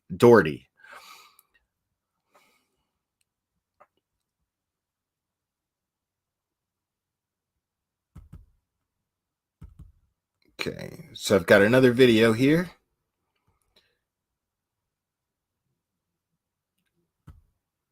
That girl, she writes in here, parents claim that the kid shared a toothbrush. Barf.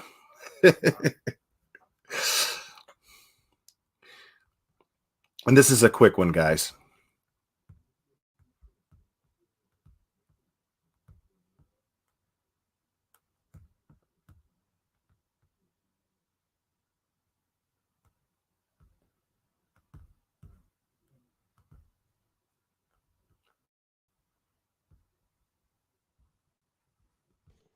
We have breaking news this morning. A stunning new development this morning in the criminal case of 5-year-old Joe Clyde Daniels. News Channel 5's Nick Barris is live in the 5 Alert Center with this exclusive story. And Nick, a big issue here involves...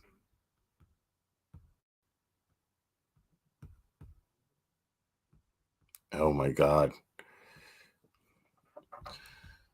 Dude, running stream it. Look at what my shit is doing right now, dude.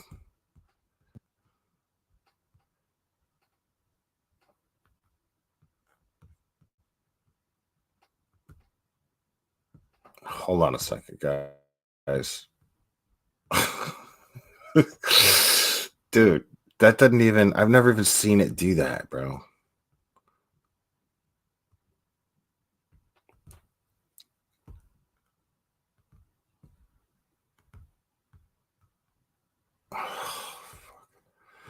All right.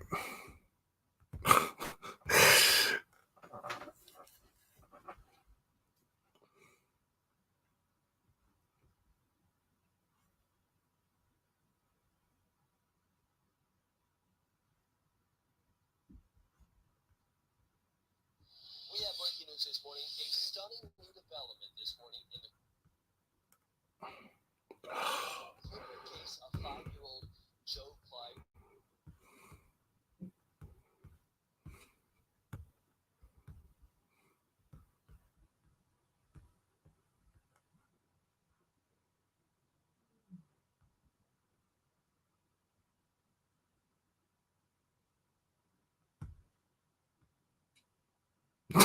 This guy's mouth is wide open.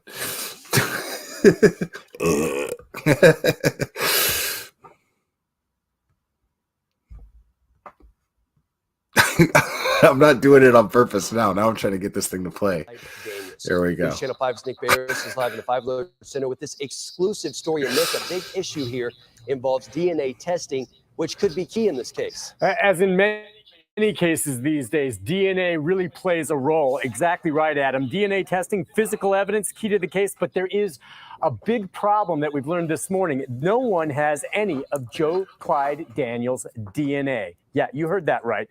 Little Joe Clyde disappeared last April and is presumed dead. Search efforts have failed to find his body. His father, Joseph Daniels, is charged now with killing him. Now, DNA evidence, we're told, was collected from the scene, including traces of blood from the father's pants and his vehicle. But again, here's the problem. Sources tell me there are no DNA samples from Joe Clyde, so it's impossible to make any comparisons. There's no way to know if the blood is his or if any other items, perhaps taken into evidence, can be linked by DNA to the boy. So unless investigators come up with some samples of Joe Clyde Daniels' DNA, much of the physical evidence really could be useless at trial. That leaves only the father's now recanted confession for use by the prosecution. And, you know, all of this may be, Adam, one big reason why this trial has been postponed until next year, to give them more time to perhaps collect the things they need to make the case. A lot of people looking, waiting to see what's going to happen. And did they try to get that DNA from a toothbrush or a comb or something used by the boy? You would think in the home, and those are the very questions I asked. My understanding is, yeah, they checked the toothbrush, but the little boy shared the toothbrush with his other siblings. He had short hair, didn't use a comb, and to this point, they have no good samples of Joe Clyde Daniels' DNA to compare with any of the physical evidence. Continue to follow that story. Send it back to you in the studio.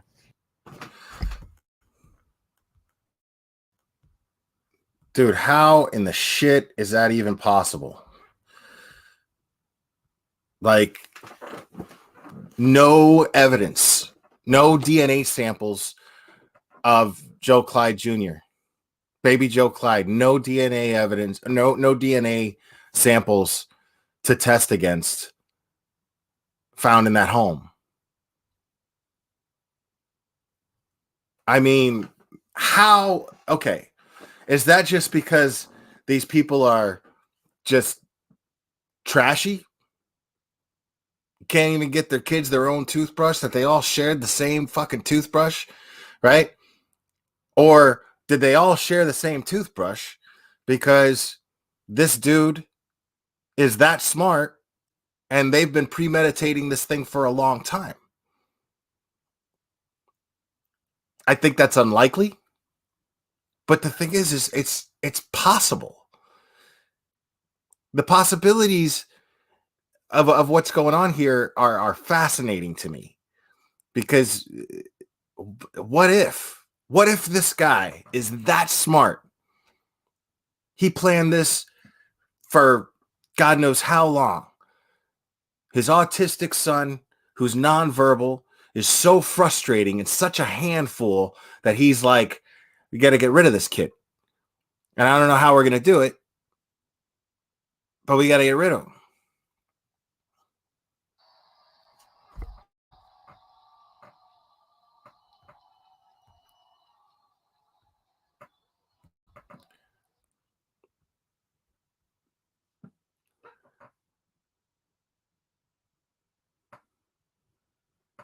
I mean, so I guess I gave a little misinformation earlier because I just heard it. That the blood that was found is baby Joe's dad's, but we don't know if that's the case.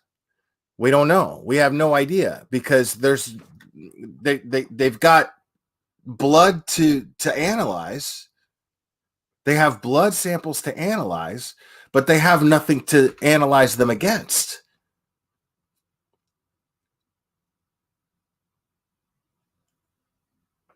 So how was there no usable DNA samples of this little boy in that house? 5 years old. 5 years of this boy being all over the place in that house, and there's not one sample of DNA that they can test the blood that they found against.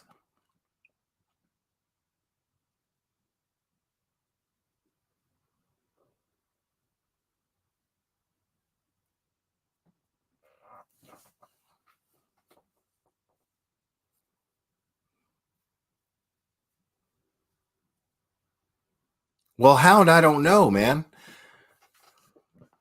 I don't know if you're asking if he was abused prior. I'm assuming so. I mean,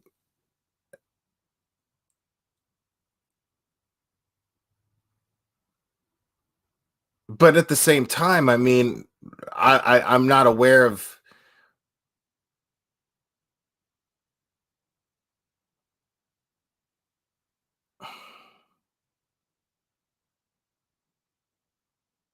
Now that girl, I don't remember.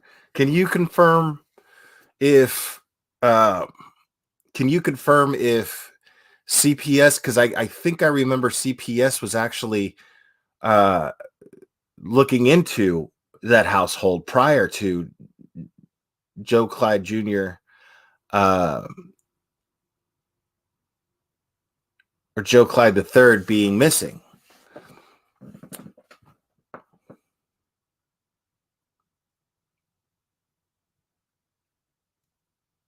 But I wonder.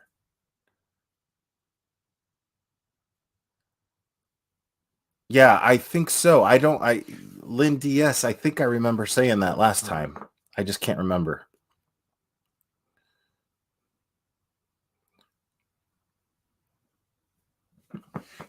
But yeah, man. But if that's the case, then we don't even know what they were looking for. Were they looking for signs of abuse or signs of neglect or both?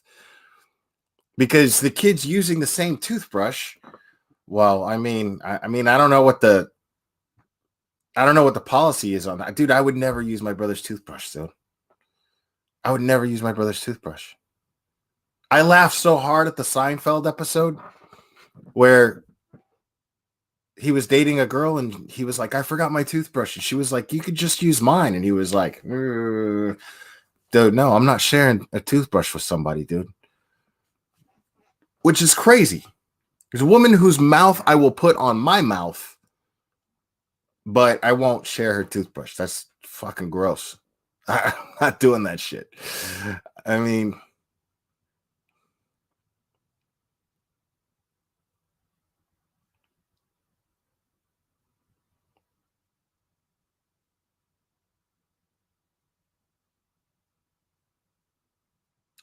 well,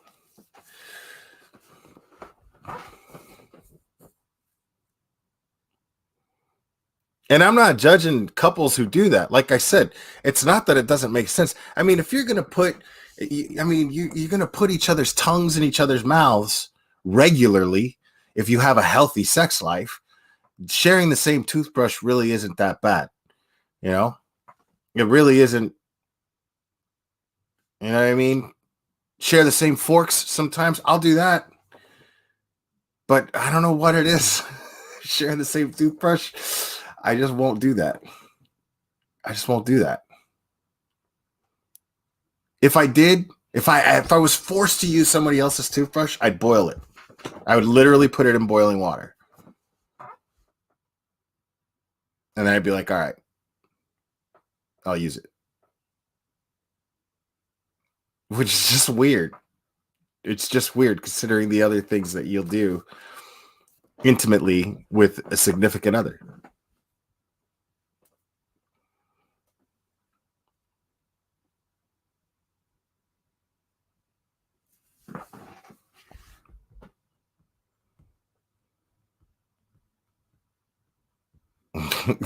Secondhand plague. For real, dude. I mean, dude. Like, you could get the cheapest, shittiest fucking toothbrushes like in a pack for like $1, $1.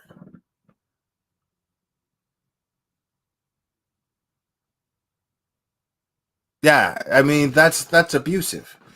What parent? Think about that. What parent is doing that? What parent is going to Walmart, right? Let's say Walmart, right? What parent is going to Walmart going, kids need toothbrushes? And they see the single ones and then they see a pack of like a certain amount, right? And they go, you know what? No, We're going to get one toothbrush and they're all going to share it. To me, that's abusive. Like, you're consciously, there's no, I mean, you could, there's a choice right there of a pack of 2 or 3. You know, why wouldn't you spring for each kid to have their own toothbrush, dude? That doesn't make sense. That doesn't make any sense in the slightest. Unless this guy was just being an abusive asshole. Both the parents were like, let's make them all use toothbrush. Well, let's make them all use the same toothbrush. Fuck them. We don't give a shit about them. Right? So there's that. Or this was so meticulously premeditated and planned out that they were purposely trying to get rid of any DNA traces in the house so they have nothing to sample it against, because they probably sat around and watched cold case files all day long and fucking CSI Miami. Who knows? What's up, Rob's Rules? It's good to see you, buddy. You can get 5 for $1 at Dollar Tree, dude. 5 for $1 at Dollar Tree. So, you know what I'm saying? Like, either they were like going out of their way to be assholes to their kids, or this was meticulously planned and premeditated. I had no, like, when someone requested this case, I had no idea that it would be this fascinating.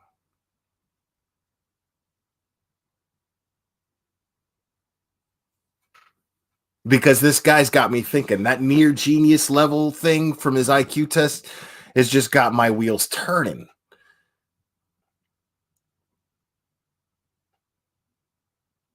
Because I can't get around the fact that this public defender is just completely in line with, I mean, this is like a crazy high profile case that, I mean, this public defender is acting like he's freaking,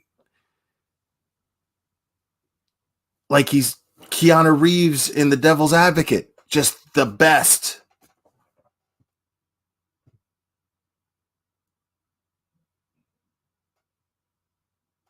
See, Roseanne, you're saying don't give him so much credit, DeGlaire, but I'm afraid that if I don't think I'm giving him too much credit is what I don't see it that way. The way that I see it is that I don't want to underestimate him. I feel like he's counting on people to underestimate him.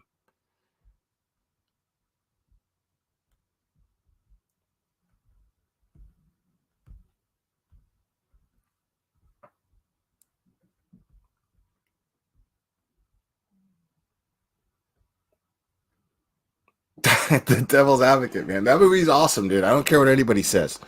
That movie's awesome. Pacino was a good Satan in that movie, man.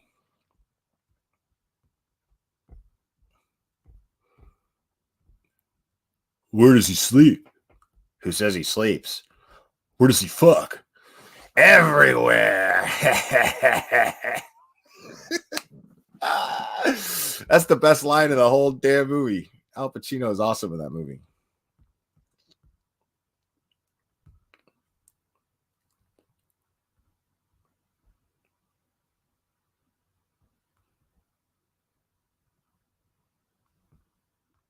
Yo, thank God during COVID, these people are locked up.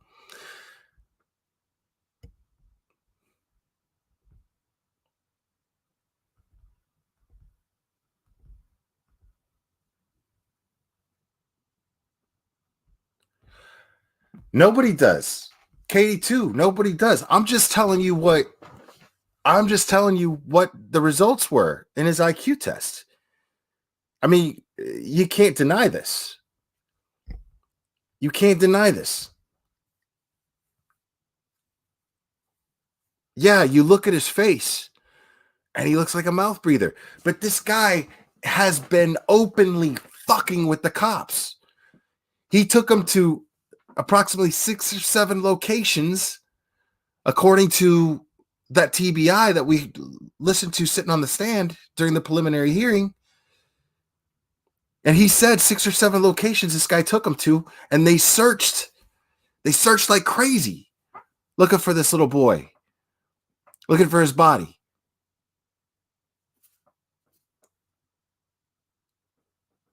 I mean, this is a guy you see in a thriller movie.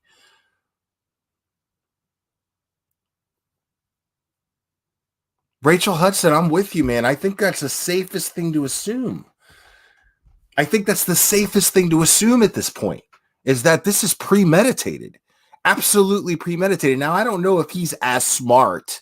I'm saying I don't know if he's as smart as going as meticulously as eliminating DNA traces from the house. I don't know if he went that far. I'm saying if we think that it's premeditated, it would be irresponsible to not take that possibility into consideration. That's all I'm saying.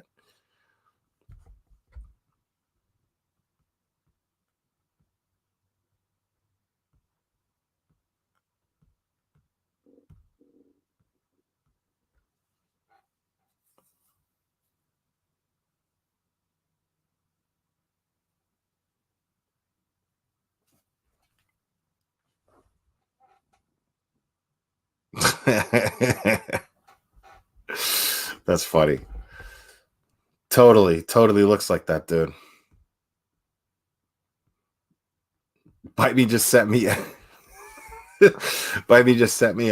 gif of the little dude from Deliverance playing the banjo on that porch.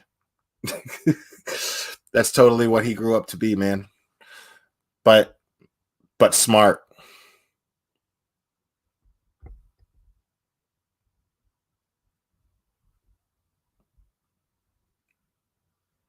I mean, the jury's going to sit there and look at this guy. And they're going to have to look past. And that's the thing, is they got a jury from outside of the county. So it's such a small town, I guess. Somebody would know them, and then they're going to have preconceived opinions on him. And you can't have that in a fair trial. You just can't have that. So they selected a jury that was from outside of the area. And when they look at this guy, we can only hope that the jury is going to look at it the same way we are, which is like, okay, this guy is possibly near genius. He's definitely smarter than he looks. So we have to take that into consideration. We have to just hope that the jury hears this and assumes this. Otherwise, they're going to be sitting in court looking across the room at a dude that looks like he has trouble making lemonade because he just can't put the math together for it. This is a dude that just looks like he can't function in society.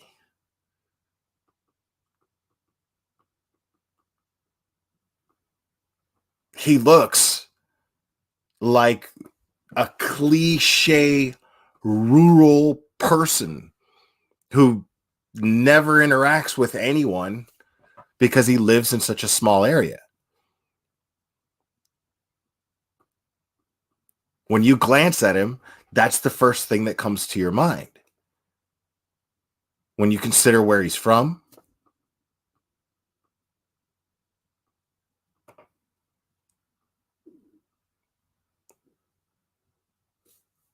so, I mean, that's moving forward. That's how I'm looking into this, man.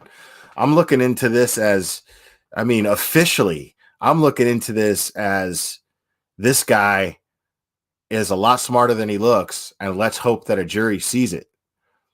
Let's hope that the prosecution can prove it.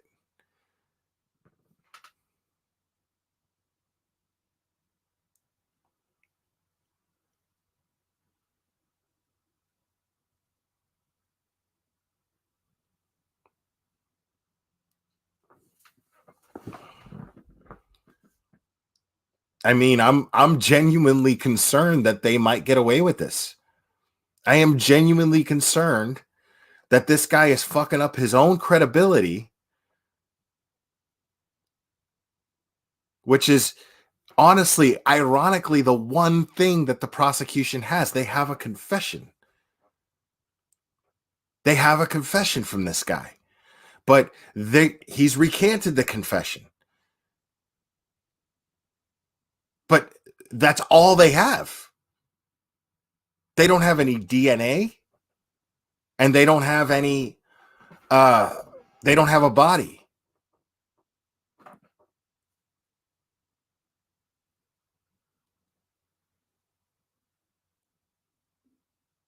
There is a very, very strong possibility that these people will get away with this crime when we all know that they're guilty of it. This is Casey Anthony all over again, people.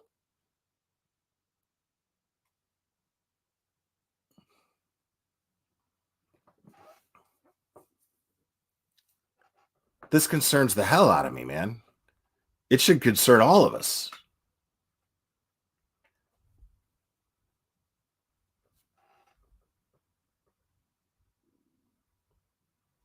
Yeah, I saw y'all earlier making fun of my chair, squeaky. Listen, I've had this same chair since I started doing this.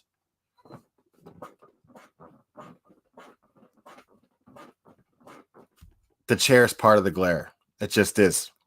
I'm sticking with it. I'm sticking with it. It just is. Sorry, guys.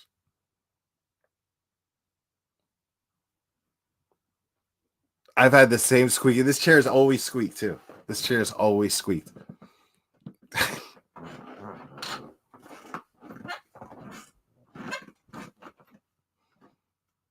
That's probably all it needs too, Rob's rules.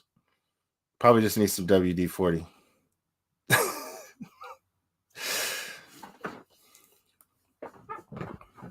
I mean, I'm not seeing the court doing anything unfairly. I see this defense really reaching for crazy shit. You know, I mean, his excuses for wanting to move him from where he is are ridiculous. Trying to say, you know, it's a sneaky little lawyer's trick. It's a sneaky little lawyer's trick. Shut up, JK. It's a sneaky little lawyer's trick, man, to word it like that. Only once a day for 3 hours. In this maximum security prison, they allow visitors only once a day for 3 hours. That doesn't even sound maximum security to me. That doesn't even sound like maximum security.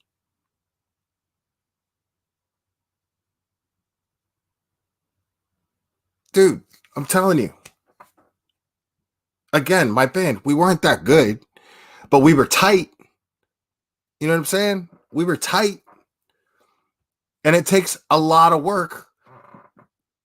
You got a bass line, you got a drum beat, you got changes, verse, chorus, verse, even if that's the case.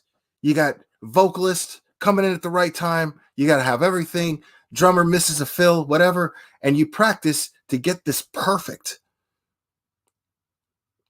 A set of 3 or 4 minute long songs, maybe 5, right?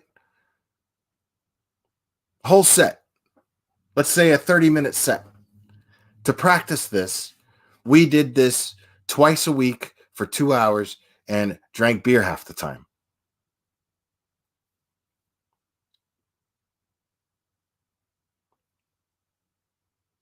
So that was twice a week. This guy every day got to meet with his lawyer for 3 hours. Maximum, but still 3 hours. To get in sync with his attorney on his defense. To me, that's more than sufficient.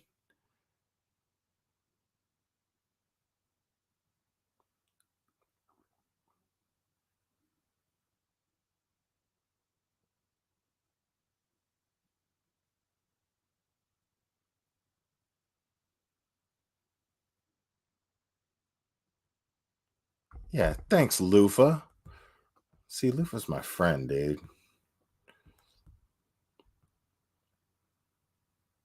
The squeak is part of the channel, dude. It just is.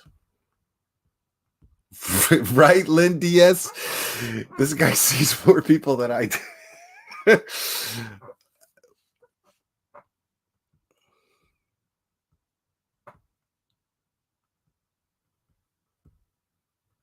Yeah, man.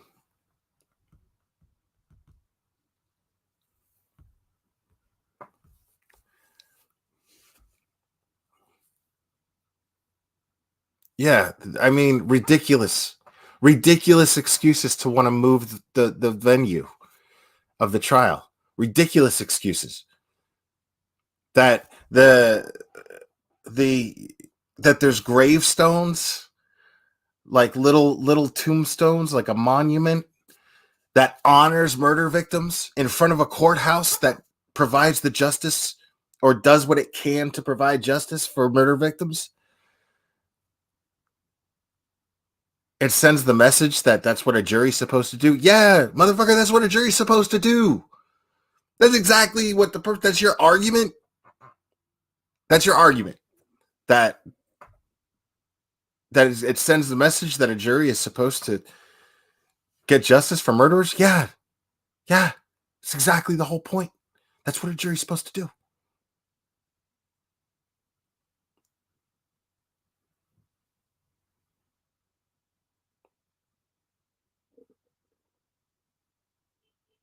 Y'all are blasting my chat with the PayPal, man. I appreciate it, but I'm not buying a new fucking chair with it, so I don't know. Maybe I will. I don't know. Don't hold me to that.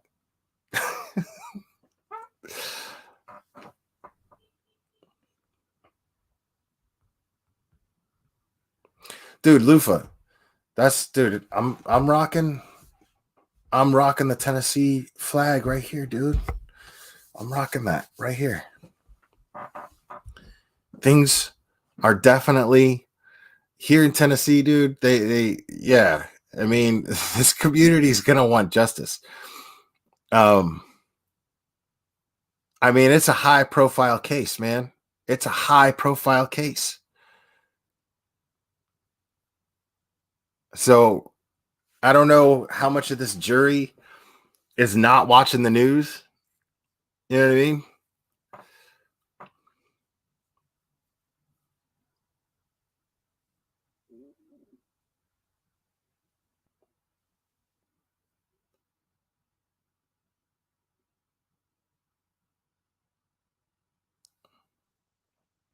Well, I'm not from here, Dylan Walker, but I do live here. But I love it here. And part of what I love about it here is how people have a very strong sense of community here. Being from here is it generally carries a very strong sense of pride. And part of that pride is actually people moving here and living here. They welcome it. You know, they don't treat you like an outsider. Definitely a place of Southern hospitality, but it's also progressive enough where I live, where it's not like deep South, you know. So it's a decent place to live, but it does have that Southern sense of family, you know, and it's a beautiful thing to be part of. And I'm telling you right now, that community, I guarantee you, is pissed as hell about what these people did to Joe Clyde.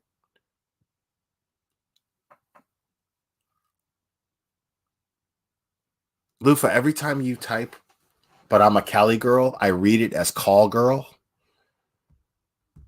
And then I'm like, Lufa.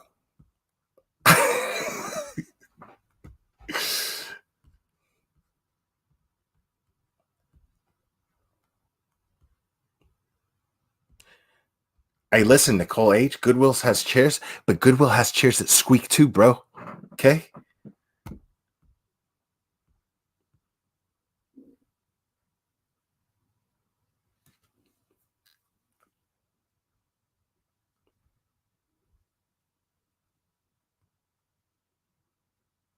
All right, guys, I'm going to call it.